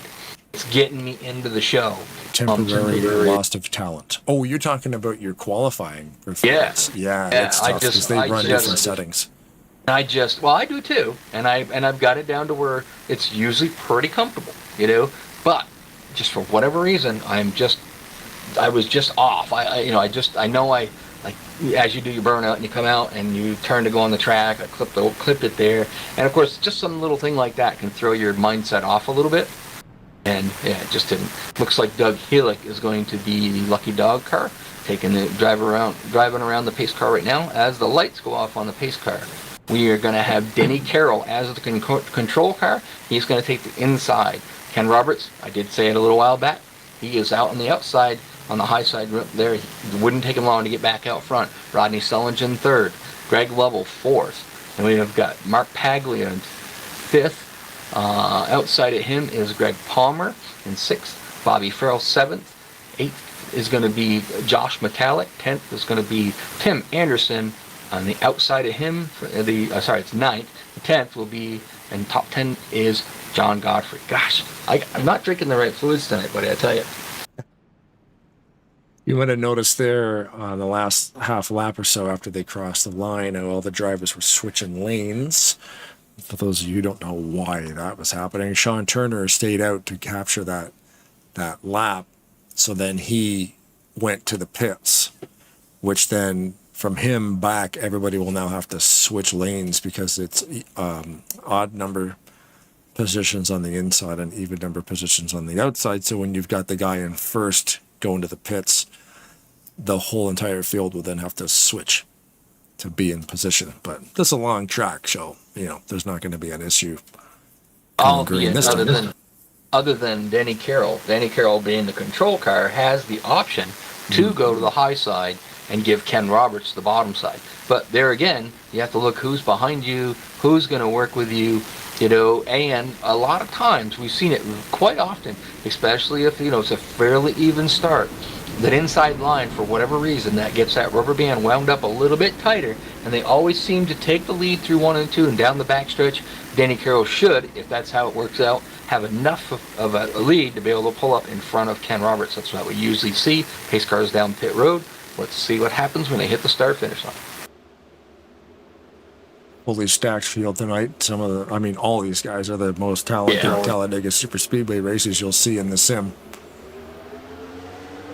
Danny Carroll, a little bit better start than Ken Roberts. Then, I was going to say, Paglia got a little push into Rodney Sullins. Rodney Sullins is going to get to the rear bumper of Denny Carroll just about the time that Greg Lovell does on Ken Roberts there. But you're going to see, I think, you're going to see Denny Carroll move up. I don't know if they didn't. He was going to move up, but the line on the bottom had a little bit more momentum. I think you'll see him move up now. Probably, I don't. He's running out of time. Yeah, he ran out of time. He didn't go up there soon enough. He wants to get up there, but he didn't quite get up there in time. He doesn't quite have the room now. As always, the inside line gets a little better run in, and the outside line gets a little better run off. So, if you want to try to get up there, he's got to get that in, going in pretty good, get enough to where he can clear Ken, get up in front of him. But the outside line's formed out rather well. Look at those three drivers touching nose to tail and pushing. The bottom line, Rodney Sullins was pushing Denny Carroll, but Mark Paglia wasn't quite into the back bumper. Rodney Sullins, like them guys are on the high line. That high line right now has got a little bit more momentum. Update from Keith Bynum, the 63. He's in the YouTube chat. He just let us know that he was off the pace, so he retired. Okay. So drivers unfortunately who have retired this evening. Keith Bynum due to wheel issues. RJ Cabana, Brian Rawson, Mike Brush, ASR Hudson, Nate Balser, and Pat McCarsky. Everybody else is still here. 27 cars on track. As we talked about earlier, Keith Bynum just have not had a great race of the aired races that we have on Tarnation TV. Kind of a similar thing happened to him on Thursday, and he took another hard lick. But like I said, he didn't go into the inside wall like he did tonight, went across the grass, and then of course up into the outside wall, and I believe it ended his night Thursday as well. Halfway through this thing now, lap number 38. Wow, that went by fast. Yep. Single file racing up front. Denny Carroll couldn't make that bottom work, so as soon as they got an opening behind Brian Lovell, they took that and got up there on the outside. You can see Denny just keeps looking down. What he's doing there, not only gets him a chance to see further up ahead, but he's also testing Rodney Sullins to see if I go down there, is he going to go with me? Who's behind him? You look out the rearview mirror, you can see the guy behind you. You can't see, three cars behind you, but see how he's poking down there like that? He gets a little bit better view when he does that to see who's back there, to say maybe who he knows who's there, that they may or may not go with him. I believe Denny runs a cockpit view too, right? I don't know what Denny runs for a cockpit view. I don't know. I do know there's a few drivers out there that still do it.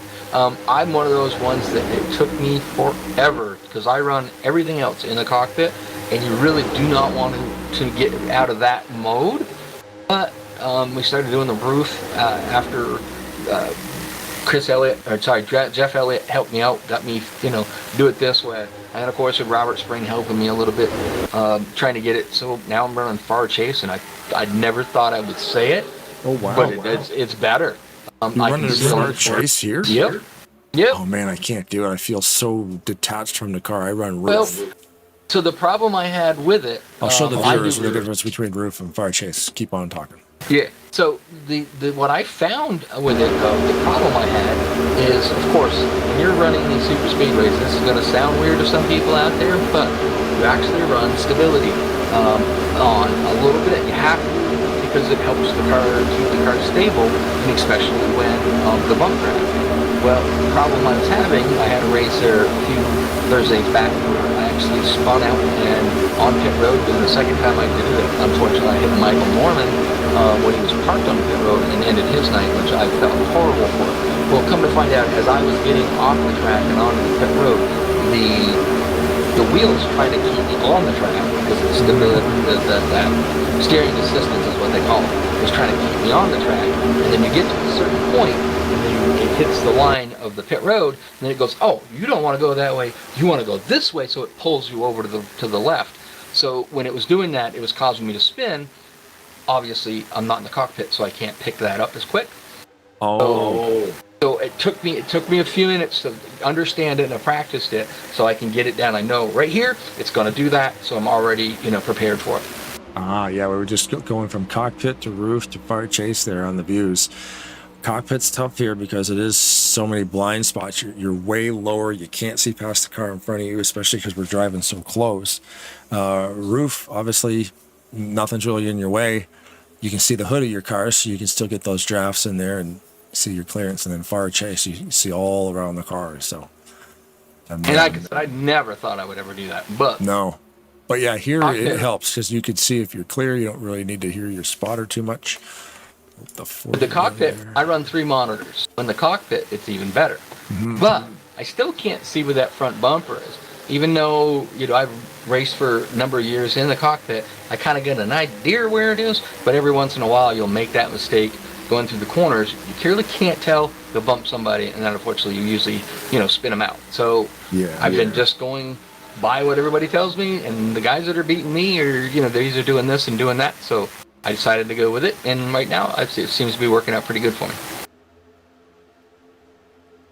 There's John Godfrey there in 5th, track modifier extraordinaire.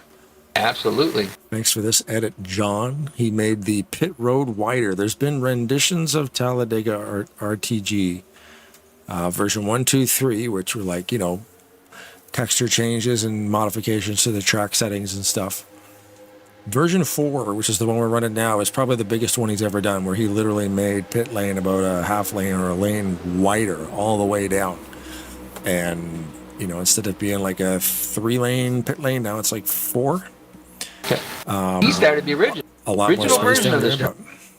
He did the original version of this track. So in other words, it was Rodney Sullins. We had the discussion with him one night back, I think it was ASR here on a Sunday, and we got to talking about how this all came about.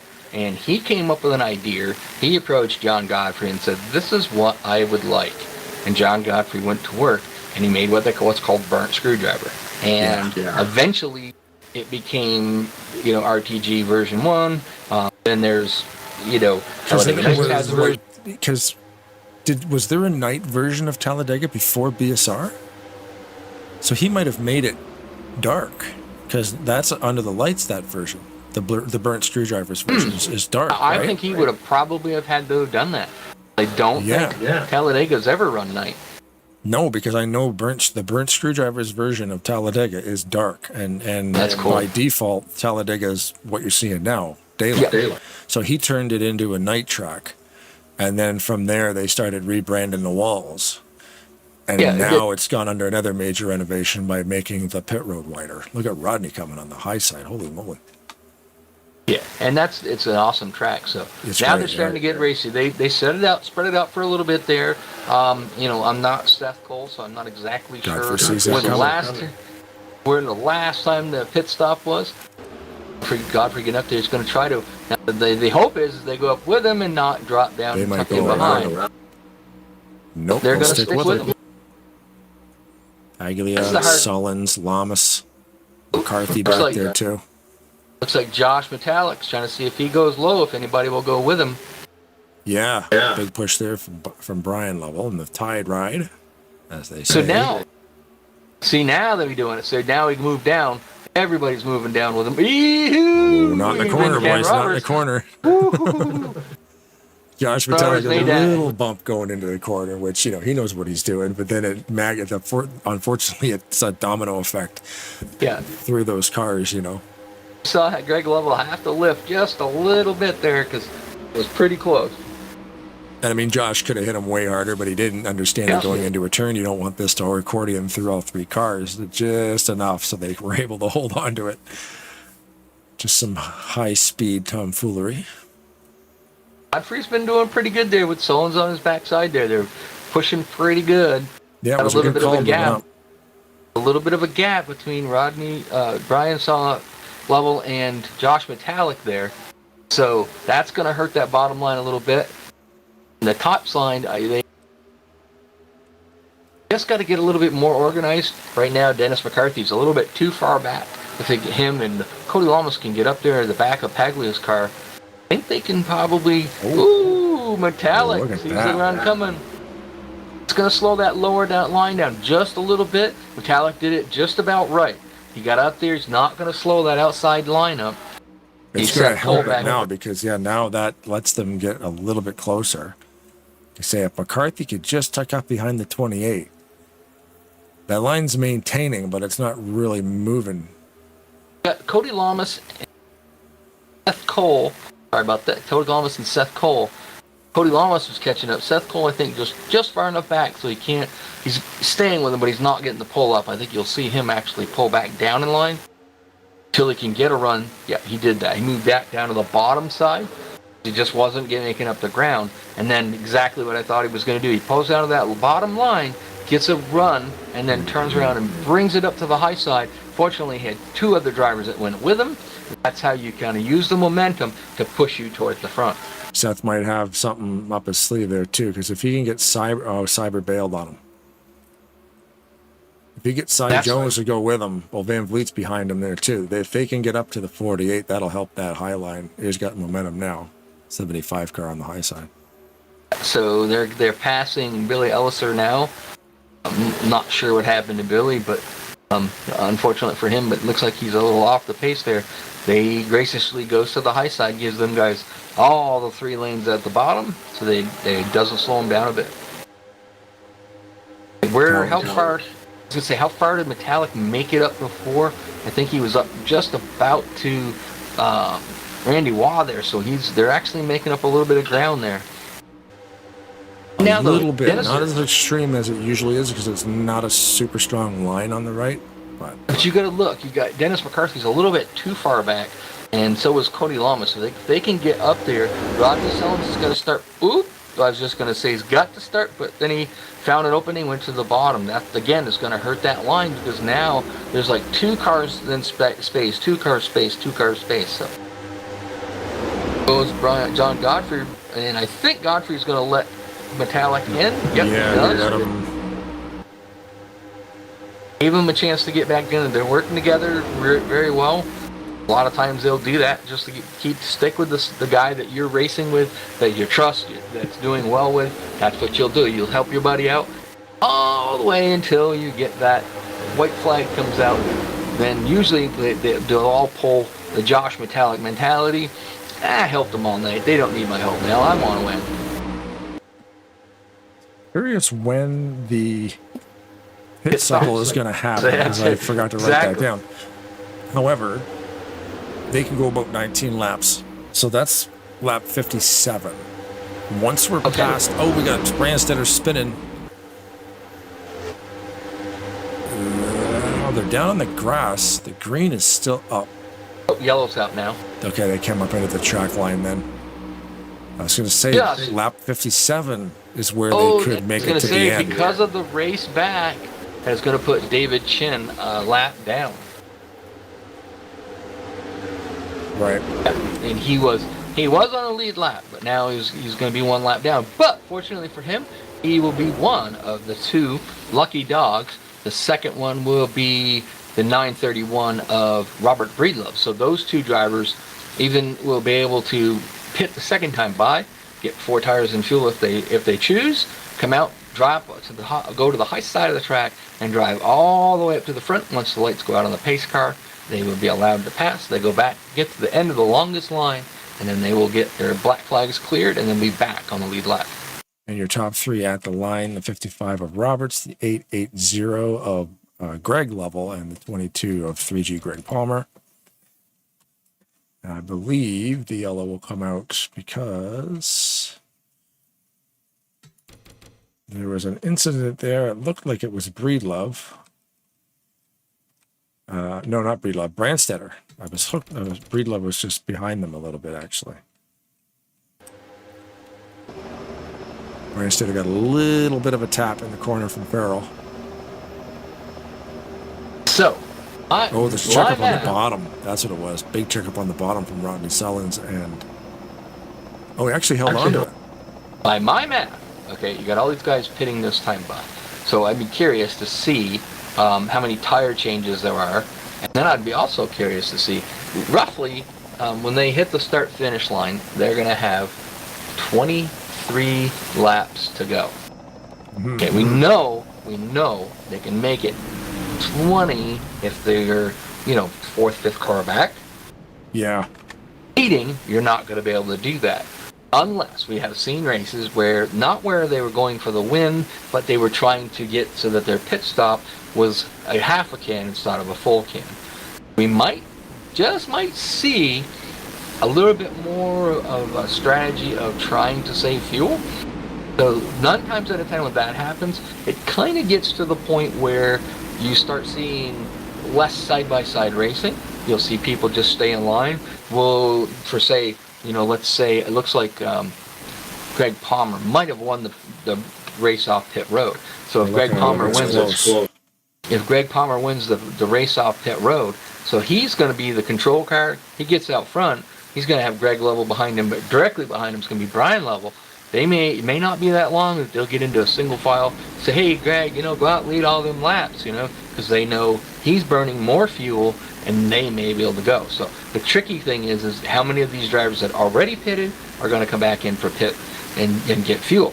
Mm-hmm. Now you have cars that stayed out.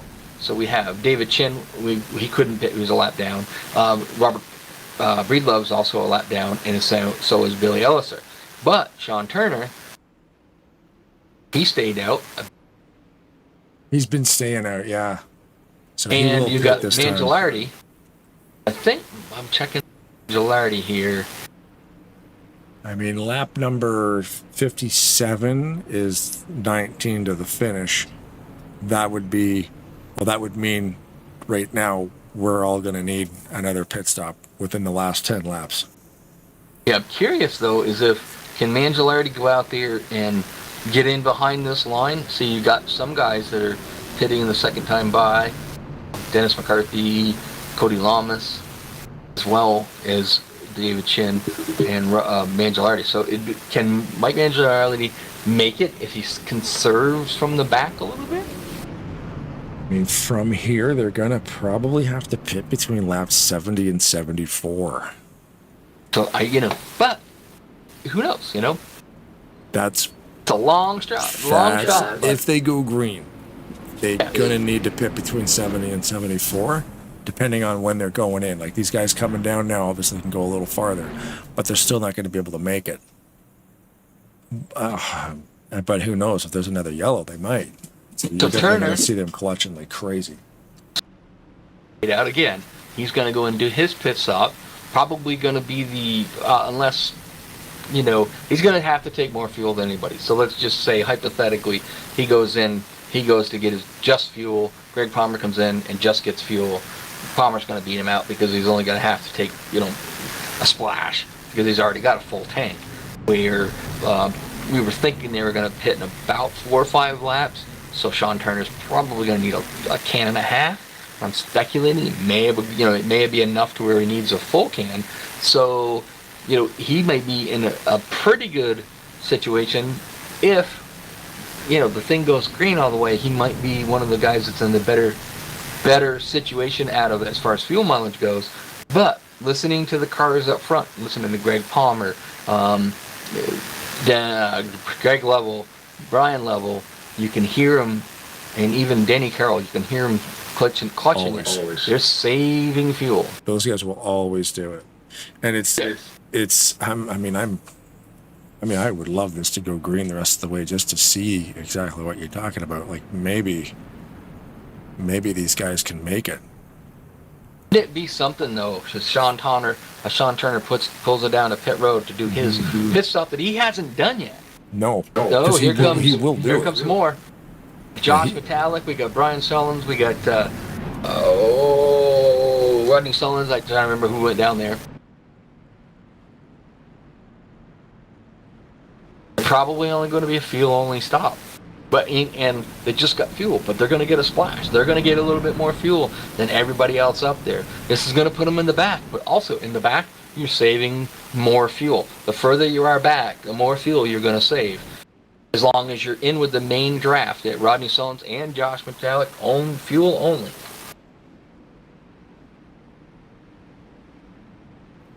Wow, Number yeah, a of lot tickets, more than number I of thought would be coming down. That is definitely interesting. These guys pitting from here, and then you're wondering about. It killed my theory of hoping that Sean Turner would have been the only one that did that, and he would be the only one that could go the whole way. That would be an upset win. That would be awesome. Not that Sean Turner, he's like me, just learning this super speedway craft, and he's picking it up very, very well. His qualifying is better than mine, but he's picking it up very well, and he races Thursday nights. He races here on Saturday nights. I think he's been doing a lot of racing. He's been doing a lot of studying, and he's getting very, very good at it. Yeah, this would be good though, man. I mean, those cars now, they're giving up major track position, but the math works out. They could conserve enough. Yeah. Because lap 57 is where you kind of need to be, but because we're under yellow, they're saving. And the way these guys can clutch. And then, like you said, they're back in a crazy drafting situation too, so they're saving even more that way. Having multiple cars breaking that air up. So yeah, it's going to be interesting to see. You got to look back. You got to look back. So, like we've always talked about, as the first three cars, if they're trying to get this thing going for any amount of speed, they've got to be tight. They got to be pushing. You get back there like Tim Anderson on the outside, Seth Cole on the inside. You're kind of the beginning of the sweet spot, as it were, of where you're not going to push the guys in front of you because you don't need to.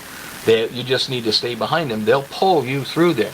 That's the pretty good thing. Pace car is on pit road. Greg Palmer's control car with Greg Lovell on the high side. Oh, Greg Lovell's a great start. I had it paused. Yep, great. I was 10 seconds behind. Here we go. Great start by Greg Lovell. Great push by Denny Carroll on that high side. They got that car going, but fortunately Ken Roberts wasn't quite in there enough. And so the high side did have a little bit of advantage going into the corner. They should have an advantage going down the straightaway. Right now it's kind of straight across the board. Even Greg Lovell has got moved up a little bit out there. Don't think you'll see him go to the bottom for a moment unless that bottom starts making a really good momentum up there. Brian Lovell a little out of shape going into the corner. That's going to hurt that bottom side for a little bit. They got to get that, kind of as I always say, get that rubber band tightened up a little bit and get it going. Ooh, Denny Carroll makes a move to the bottom in front of Greg Palmer. I would have thought that Denny Carroll would have just stayed there and run behind Brian and let him burn up the fuel. But yeah, and Greg is a clutch machine, but he can't do it when he's in first place. Nope. That's the thing too. You got Denny Carroll was up there in third spot. I think he was in a second actually. I mean, on the high side. I think he was in a better spot right there than dropping down to the bottom. But there again, how many races have I won at Talladega at an ASR at RTG? Yep. How many has Denny won? A lot more than I have. Yeah. He knows more about it than I do, so. I mean, we're still, about 20 or about 19 laps to the finish. So it's a lot of time to kind of, he can try some stuff because he's got some time to try some different stuff. So we saw Josh Metallic that would be one of those drivers that headed down pit road, and you would think, well, maybe he can make it, but you would have thought he would have kind of rode around just for a little bit.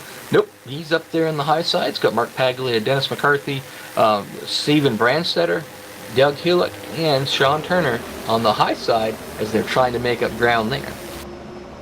Inside line is starting to form up rather well. They're making their way up there. Denny Carroll was back around by Dale Solinsky. Now he's up kind of midway through Bobby Farrell's car, who's the third place car on the middle of the track. I say inside, middle of the track because we got three wide action going on. People would be asking, oh man, can they make it to the finish? We don't know. If it goes green the whole way, it is going to be close on fuel. I can tell you just from my experience that we can go 20 laps if you're, like I said before, Steve Brandstetter, you're in that area. We know that if you're we're going green with 20 laps to go. Plus, they were under yellow for from when they pitted. The first guys down, I don't think they can make it, but that last group probably can. I think. If you're Greg Lovell, I being out there leading, you're leading laps. I don't know who. I didn't get a chance to put. I forgot to put GNL TV on, but so what do you need? Greg Lovell's out there leading laps. That is a definite help to him. But it's not going to be a help if he can't make it to the green and others behind him can. Mm-hmm. Ken Roberts, nope, I'm sick of being in second place. He sees that bottom line kind of making up some pretty good ground, goes down there in front of Denny Carroll, gets good push by Denny, and got Greg Palmer, Randy Waugh, and John Godfrey back there. Oh no, bad push on the high side there. Tim Anderson kind of got into the back of Greg Lovell just a tad bit, trying to help him, trying to push him.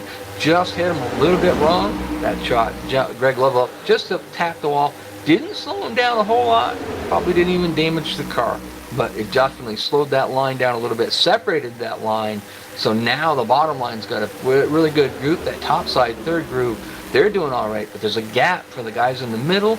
That's going to take them a minute to get caught up there. And of course, as we've always seen, if Metallic gets up there near Lovell on that outside, that's the strangest phenomenon. But it seems to pull that middle lane backwards.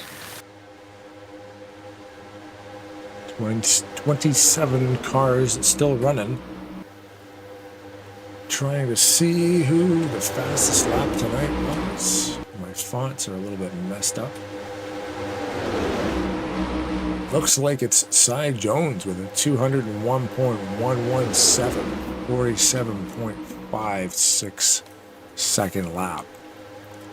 Fastest lap on the evening so far. That's Holland. Yep. How do you achieve a fastest lap out in a situation like this? Well, there is a secret to it. There's a pretty good little secret to it. You kind of got to be in the right scenario and be a little ways from the group of cars in front of you. And so what happens is that draft pulls you up. So in practice, a lot of times people will kind of pull out, try to get behind. You want to get to a certain, no more than 1 second behind, but you don't want to be that far back. With the truck's physics, it's about 0.8, 0.1 is pretty good. And then you start using that draft and it pulls you forward to the cars in front of you. If you do it right, time it in the right spot, you'll hit the start-finish line maybe 5-6 car lengths behind. You'll come back around and you'll be on the rear bumper of the guy in front of you. And to make up that much ground, you turn the fastest lap. Right. Yeah, you just get that kind of that push and pull a couple of times in the right spot on a lap. And you're like, man, how do you click in an average? We've almost seen 203 a couple times, and it's just crazy to me that because when you come through the turns, you're not going as fast. Those high speeds come going into turn 3, and you get into the turns, and then you scrub speed off. Oh, Paglia got a little bit squirrely, but he held on to it. As we suspected, though Rodney Sellens pulled out in front of Josh Metallic, and that line started coming. As soon as they got up to Greg Lovell and Tim Anderson there, you can see them guys are going backwards. Now, well, obviously there's less cars. Well, the reason why that is people see the writing on the wall. And as soon as that happens, a lot of times they bail because they know that we're done in that line. It's not going to go. So they pick a line either low or high to go by them guys and then try to regroup and try to figure out a way to get back up there. You can see Carroll in that Tide car kind of peeking out to the right a little bit. I wonder if he's just trying to help those guys. He doesn't want to give up his spot, but he also, maybe he's giving them a little bit of draft. Oh, there he goes. He pulled out there now. Craig's going to take advantage of that. That's Brian Lovell back there that's trying to... Yeah. But you got to figure, we're creeping up right now. I think it's going to be 12 laps to go here as we're going along. 2 laps away from what would be considered a normal Saturday night ASR race. But because of the sponsorship thing that they're doing this year, there's 10 more laps that have been added. So... Yep, this week Ken chose to run the 76 lap race. That's why I asked earlier, because you think about it, you might get someone like Benjamin Snyder that say, hey, I want to sponsor our race. Let's do 100%, 4X pit. Oh, that'd be brutal. That'd be the worst race ever. Not They only, have not to only. pit every 8 laps. Oh yeah. But yeah, if he But- wanted to run like the Maverick 200, he could come out Yeah. here and buy a 7A6 lap race and brand it the Maverick Cup Series 200, right? Like, why Yeah, not? there you go. There you go, Benjamin. We got you another place to get that Maverick name out there. But you know, I mean, you just imagine if they didn't set guidelines. Yeah. Somebody, you know, I mean, what is it? What does it cost them? I don't know what they're getting, but what, $40? $40, I could set up 100% race, 4X pit for these guys on Saturday night, and I'll be like, Blaine, well, I got to race go-karts. Brian, and you have fun. Yeah, you know what? We That charge would him. be- We charge him $1 a lap at that point. Yeah, that would be, well, no, $1 of green flag laps, $2 every caution lap. There you You know what I go. mean? Yeah. Yeah. Give him a flat rate, but guess what? Cautions are going to cost you. Yeah. Yeah. We'll do the race for $10, and then we're going to charge you So- $2 for every yellow. Is it? I can't see it now, but you probably have that information in front of you. How long have we been here? Oh, yeah, I can. So we've been, well, not counting practice and all that stuff too. So the race, no, it doesn't. So the What do you race is mean? about a minute 15 right now. Minute 15 long. So Oh, the race you know, itself, yeah, an hour and 15, and yeah, an So hour you and just 16 think, minutes. Yeah. a 500 fight would be a 250 lap race. Ooh. It'd be worse or close to some of the mega marathon races we've done. Yeah. And those races, we tighten up the intro. We don't go live half an hour before. We go live when they go green because we're going to be here a long time. Yep. But we don't Looks need to like- talk for half an hour to get warmed up. We got lots of time. While we were just kind of chit-chatting a little bit there about the sponsorship deal that come up, it's kind of an important deal, so we want to get that out there. But Chris Van Leek has managed to get out front of Greg Lovell, Rodney Solons, Josh Metallic, and Mark Paglia there. They got that high line working to perfection. Ooh, a little bit of heavy pushing going on there. The back bumper of Greg Lovell, Rodney Solons trying to give him a hand, trying to get him up there, trying to push. Just got upset Greg's car a little bit on the straightaway there. No time lost. Ooh, Rodney Solons is up. Nope, we're getting down to it. We're about 8 laps to go here, so he's decided it's time to make my move. Moved down to the bottom. He brought Paglia with him. He pulled up in, I don't remember if McCarthy was up there with him, but we know that Ken Roberts was on the bottom. I'm surprised Van Vliet didn't move lanes and go down in front of the 38.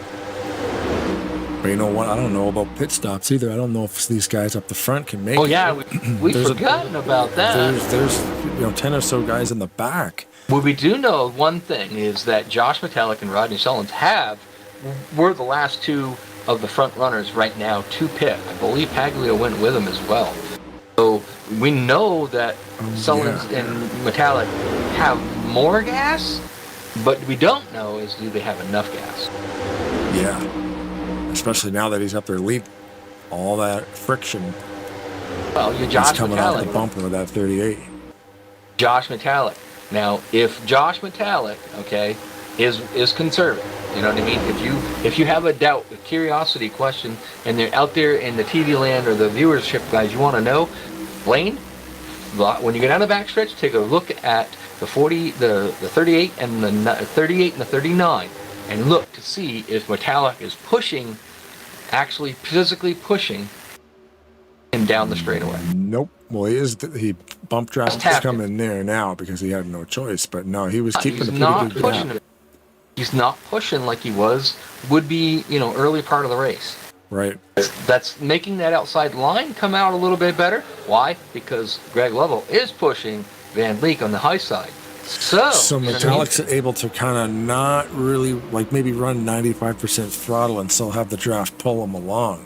yeah, plus he's got power on his back bumper. So that's helping him go forward. Yeah. But we still don't know if they can make it on fuel. We're getting down, this time by, it's going to be 5 laps to go, I think it is. I mean, the window is open now. I was kind of predicting 70 to 74 with the way that the pit cycle was going under yellow last time, but we had that group come in late, the very last time. They might be able to make it, but There's a even little if they bit of can, it's separ- going to be super close. A little separation on the bottom there for sure, but I think that had something to do with like a accordion effect from Paglia getting into the back of Metallic, that transferred back into Dennis McCarthy, and it just kind of slowed that line down a little bit and got them separated a little. The thing of it is, if Metallic thinks he can do it from here now it's not going to hurt him to push, and that's exactly what he's doing. This is Rodney Sellens, Chris Van Vliet. We didn't even know, he wasn't really up there when we had the discussion of can the leaders make it. So Chris has just been running a nice, quiet, smooth race, and now that he's got himself up there, we don't even know if he has enough to make it. Yeah, literally, it's all so close. I mean, I've seen some crazy fuel strategies and some crazy fuel savings happen here before. I don't believe any of these guys can make it, really. I'm not sure, but we do know one thing, though, that it's going to be an interesting race. We have seen some of the Thursday night races that you and Seth were involved in the broadcasting booth up there.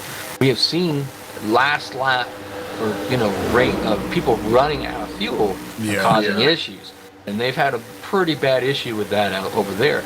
But the question is, can they make it? Oh yeah. Oh, crazy! Because I mean, once we're within two, I don't think we're watching. Oh, we're lighting up. 88 pitting, 75 pitting, 44 pitting, 16's pitting. Not the guys out front. This is the pit stop. If you got a pit, you can't mess this one up. Here they come. From the back, yeah. Okay, so these guys can't make it. Paglia and Chris Van Leek had just a little bit of a touch there, shot Van Leek up the track. He's going to lose the draft there for a little bit. And now, I'm thinking, you look at the guys out front that just are sailing away. Those are the guys that pitted. Yep. I'm wondering if the guys behind them can. Hold on. Hey, we have the 38's pitting. Oh, wow, okay. 39's pitting, 88's pitting, 22, 21, 48, Cyber, the 07, 58, 024, and the 16. Along with Tim Anderson, they're all pitting now. Oh, they're all It's a little bit hot. smoky tires, but a great pit stop. Yep. Lap number 74 of 76. That hands the lead over to Mike Mangialardi. He's going to get passed right here by Doug Heulick, Sean Turner, and Brian Skillen, which are still out there. They just had 3 cars in a draft compared to 1. It's not going to work out in the favor of Mike Mangialardi. Mangialardi looks like he's dropping back. I guarantee you, running out of fuel. 136 of Turner is a lap down. Heulick right there, he's coming in too, I think. He's coming in, yep. Yeah. Looks like everybody had to pit. Schilling is not. Here comes Mangialardi. Schilling is staying out. Okay, so there's no way I think he's running out of gas. He is running. Oh, no. White That's flag the win. is up. Is that the white flag? Nope, that's white. That's white. Schilling is slowing down. He is clutching something hard. He's running 170 mile an hour. Dumping the clutch for 5 seconds at a time. Second. He's clutched in the whole back straightaway. He's running at 5,500 RPM right now. He literally is running out of fuel. His pressure is gone because when he's back off the clutch, it's at 5,000 RPM, 4,000 RPM. No way. 120 miles an hour. Rodney Sellens is leading the pack. Mark Paglia, Ken Roberts, and Josh Metallic, and they're a little bit behind. They are headed the backstretch of going into 3 right now. Look at this. Is Brian Sellens going to make it? Going to win the race doing 110 miles an hour. What? He's done it. Oh my God. Wait a minute, is Brandstetter make it? Where's Brian Wolf? He quit. Oh, man. Think Brandstetter made it? I don't know. There's Sellens for second. Brandstetter did not. Brandstetter ran out of fuel and could not make it to the start-finish line. Wow, look at that. Just throttled Schilling. There's the congratulations bump from the 38. It just sent Schilling into the stratosphere. Schilling can't do burnouts. No, he just cannot no way. do. I don't even know if he can do anything after that.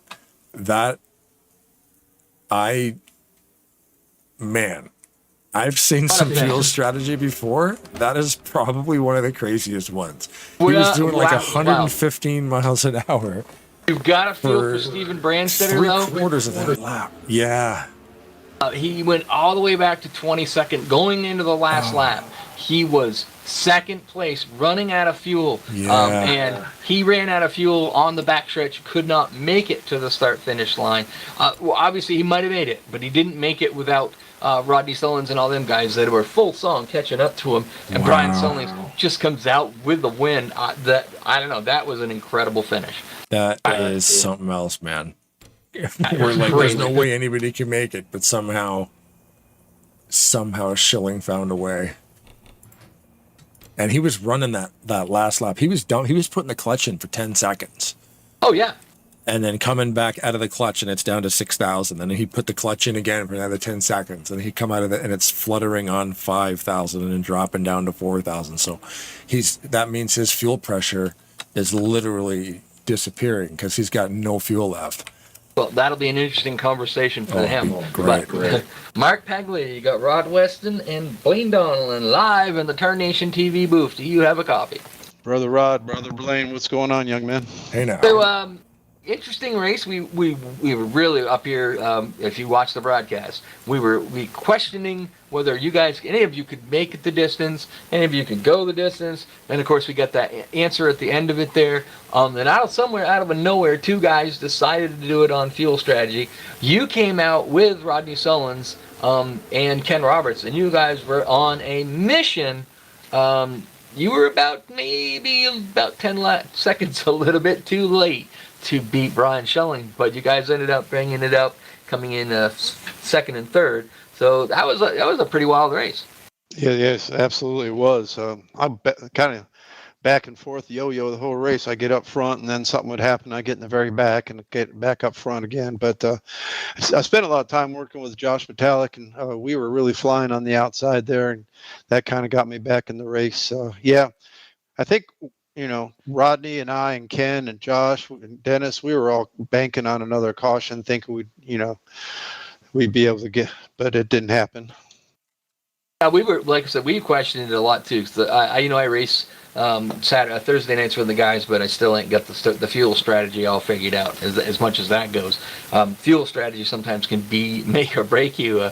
But other than that, like I said, you did run, like you said, ran up front, ran out of the back. You just had a great night. That's gonna start you out. I can't tell if you led a lap. That's only because Blaine, I don't have that. I forgot to put that. I think I did.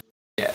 So but that's gonna help you out. Should be around somewhere in the top 3 in points. Are you planning on running the whole 10 race season and seeing if you can come out here and take a championship away? Absolutely. Yeah, I'm definitely gonna make sure I'm here every Saturday night and make sure I do what I can to make it an interesting battle for the top spot. No laps led, by the way, 0. Yeah. Yeah. Okay, and you are sponsoring what? 2 races from here now, I think. Yeah.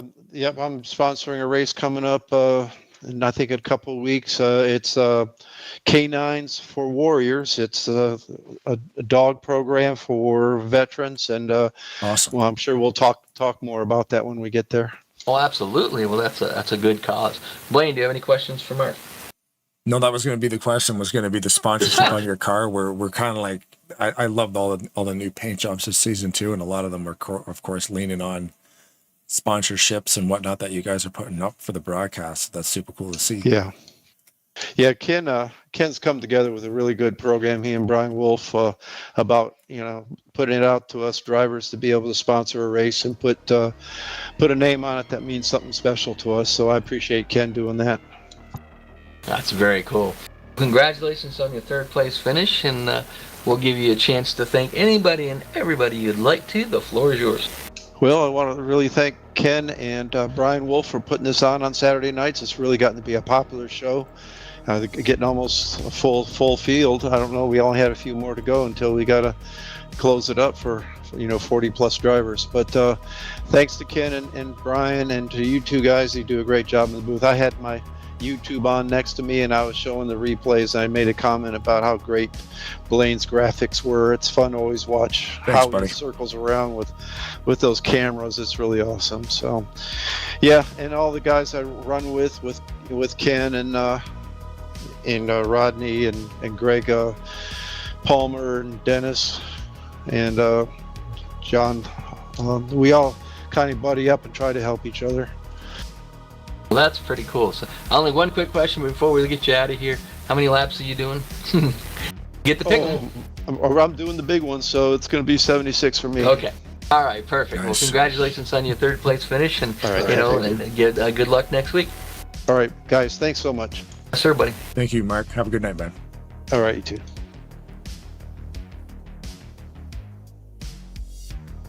Up into the booth, we got Rod and Blaine live on TARNATION TV. Rodney Solons, do you have a coffee?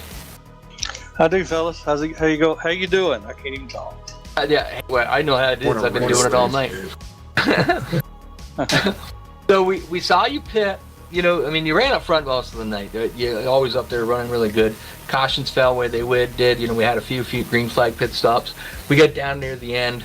We were kind of questioning whether or not you guys could make it on fuel, stuff like that. Then we see you, I believe Metallic and Paglia go down there on pit road and, top off at the very last minute. And then you just guys methodically worked your way up to the front there, and got out to the front. And I thought, well, just maybe they can make it. And then, of course, you were just a few laps shy. You come out, you guys were just at a full head of steam, come out of there in third place. Not quite enough to catch that Brian Schilling guy, but he did manage to catch Brandstetter. Yeah, it was a fun race. I was just playing around tonight. I was up front, went to the back, kind of did that a couple of times. Just having a good time. Don't know if I'll make every race this season like last season, but I may give it a shot. But yeah, it's a good night. But yeah, I ran had to pit. And I had a good idea that Schilling was doing what he was doing when we were coming up on the outside there. And he didn't move up in front of us. And he stayed low. And I had a good idea of what he was doing. And that's saving fuel. He's really good at it, unfortunately. But, it is what it is. I mean, he did what he had to do to win. But it was a fun race. Yeah, and I think you led laps tonight. So, but you said you're not going to be here. You're not guaranteed you're going to be here for the full season. So, which is still, it's glad to see you come over here and run with these guys. But all in all, you got a question I have is how many cars out there did you paint tonight? I don't even know. Don't know. Obviously mine, Eric's. I know Ken's. Greg's. There's several. I know Breedlove's. A few of those. I don't even know what car some of them was driving. There was quite a few out there. I don't even remember what people were driving now, come to think of it. I drove mine during practice, so you can say mine too. Yeah, I did. Yours, yeah. That Jaeger-Bomb car is sweet. So, Blaine, do you have any questions for Rodney? Oh man, phenomenal race, of course, on fuel mileage, which is always super awesome. But Dad was watching live. He was commenting in the feed as always. So yeah, we just appreciate the support. Yeah. He tries to tune in and watch what he can, and then cheer me on, give me some criticism when I need it. Sometimes I get a kick. Sometimes he'll send me a text. I'm like, just hang on, just hang on. But yeah, I enjoy him watching. That's awesome. All right, buddy. Well, congratulations on finishing in your second place. And we will give you a chance to thank anybody you would like to. The floor is yours. Well, obviously, I want to thank you guys, Blaine, Rod, and I think was Brian in the booth earlier. I thought he was supposed to be in the booth tonight. Yeah, okay. Brian, so TARNATION TV, I'm looking forward to watching this. Of course, ASR, All-Star Racing, David Chin, and Bryant Motorsports for the sponsorship that they do. And I know Ken Roberts, the Mountain Dew sponsor for tonight's race, so thank him. And of course, he's an admin. And I believe Wolf is also an admin, even though he's up in the booth. But all the ASR guys here, drivers and admins, this is a fun league to come play. I'm glad I get to come over here and race on Saturday nights. But Black Rifle Coffee, Andy's Frozen Custard, Havana Brisa Wickers. I want to thank my RPM teammates. Worked well with Josh there at the end. Hated to bail on him, but I think he's maybe even running less of a part-time schedule than me. This Chevrolet was fast tonight. Congrats, Brian Schilling, again on your fuel win. That's kind of something between us. Anyway, Paglia had a good run too, finishing third. Dad, hope you enjoyed the race. Cousin Eric was here for a while. I believe he left to go watch. And then Kevin, I hope you guys enjoyed the race. Thanks, guys. Congratulations, buddy, on the second place finish, and looking forward to racing with you on Thursday. So good job, bud. Yes, sir. Appreciate it. Have a good night, guys. Thanks, Rodney. Thank you. All right, Brian, you got Rod and Blaine live on Tarnation TV. Do you got a copy? Yeah, what's going on? A snooker move of the century, I would say. You know, we're up here trying to figure out who could make it, who couldn't make it. You know, the pit stop started happening. I see a bunch of guys go down, and I go, "Hey, Brian Sellens, he didn't stop." And then we were like, "Is he gonna go all the way?" And by gosh, if you didn't do it, where did you run out of fuel? Right at the start-finish line, like probably 30 feet before the line.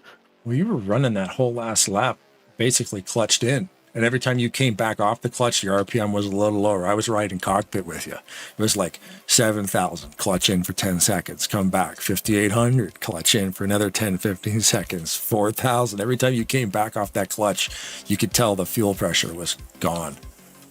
Oh yeah, I was at 3 pounds when I took the white flag. Yikes.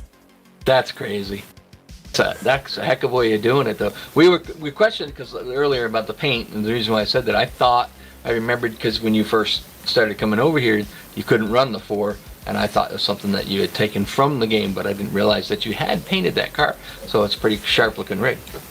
Yeah, it's kind of a combination throwback of Kevin Harvick when he was running the Winston West / Truck Series. And Keelan Harvick's actually run that car a couple times in late models. Oh, cool. Did not know that, so.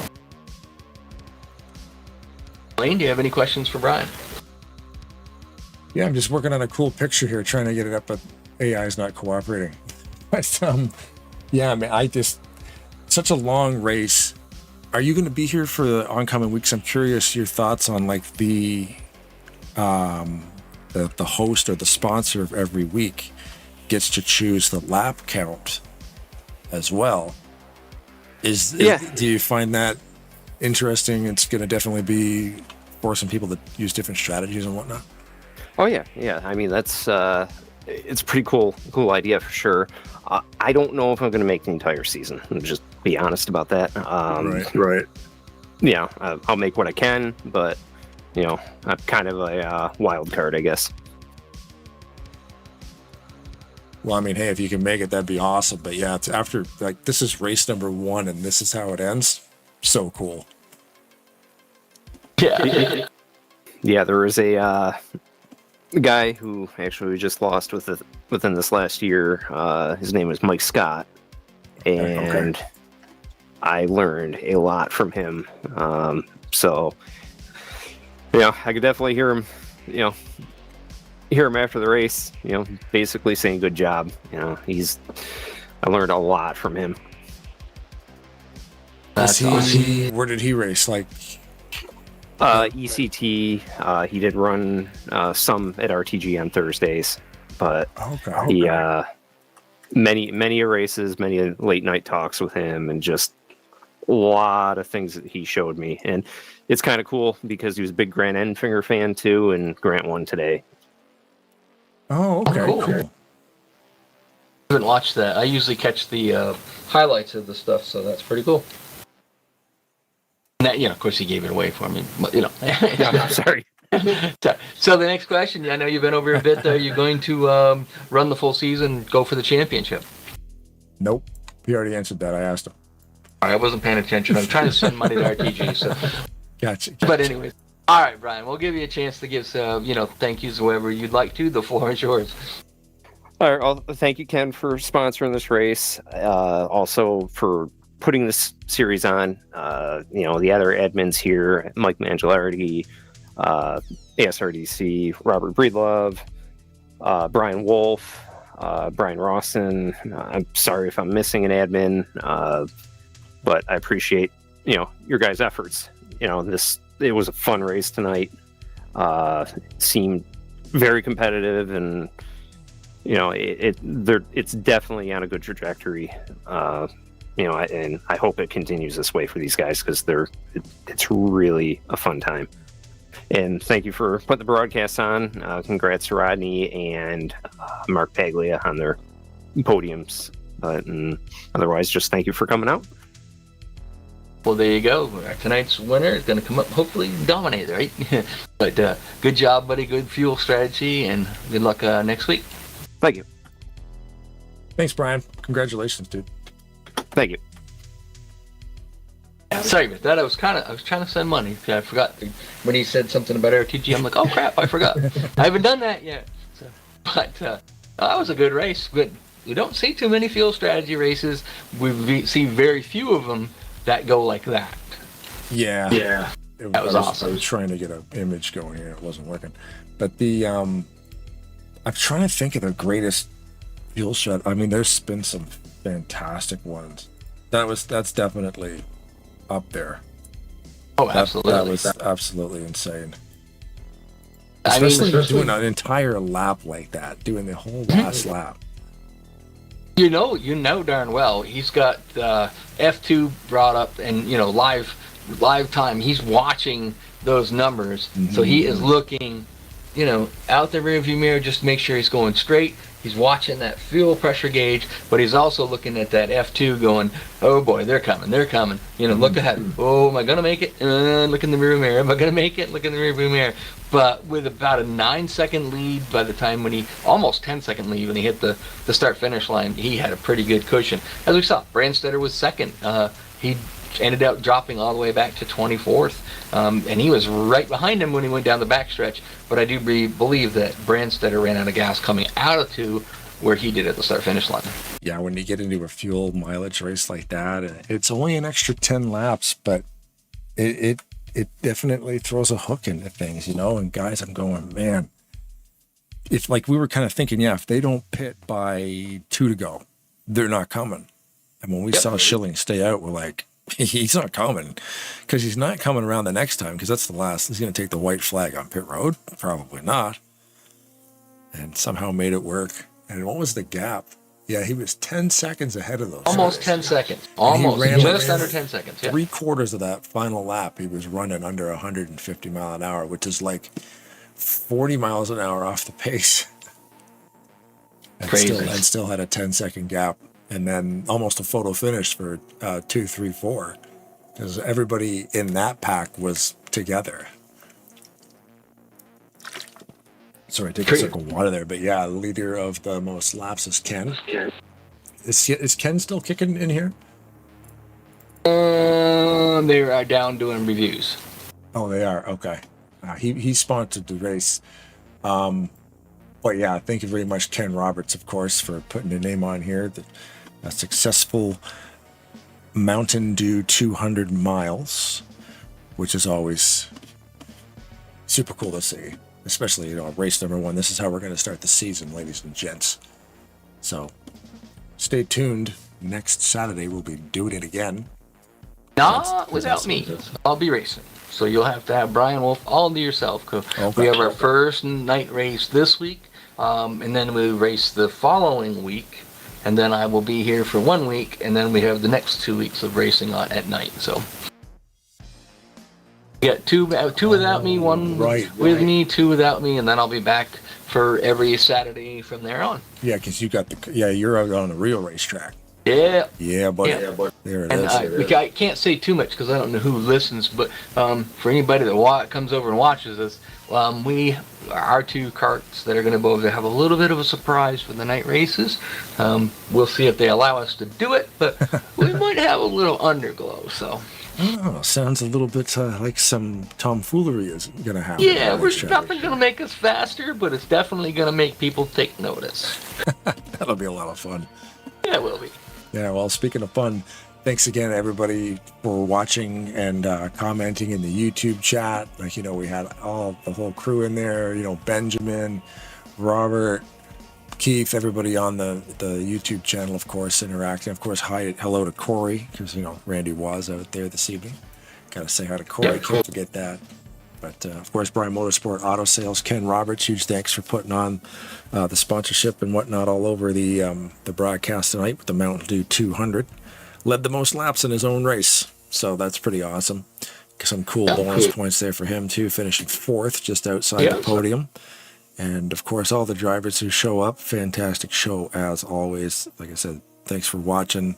Thanks for sponsoring. Thanks for, digging what we do, because it's kind of mind-boggling sometimes to think about it, like what we're doing this little thing. And a lot of people are fans of it. So, yes, I can't thank you guys enough. So, any closing words, Mr. Weston?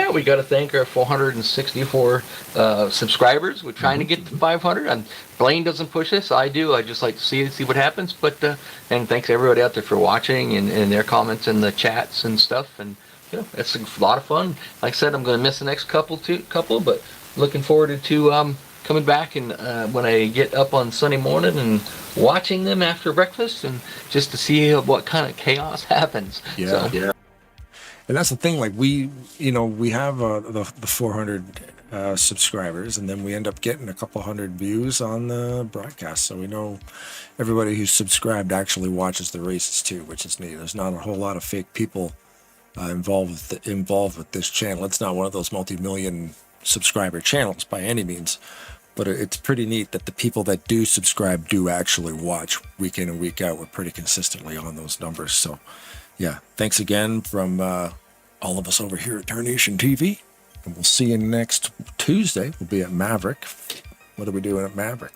Road America. Road America. So we'll be over there at Road America. Then we'll be at RTG doing this. And we'll be back here next week, sponsored by 3G Greg Palmer, doing 66 laps at the Easy Auto Detailing 175, right here at the premier Talladega Super Speedway Series at All Stars Racing.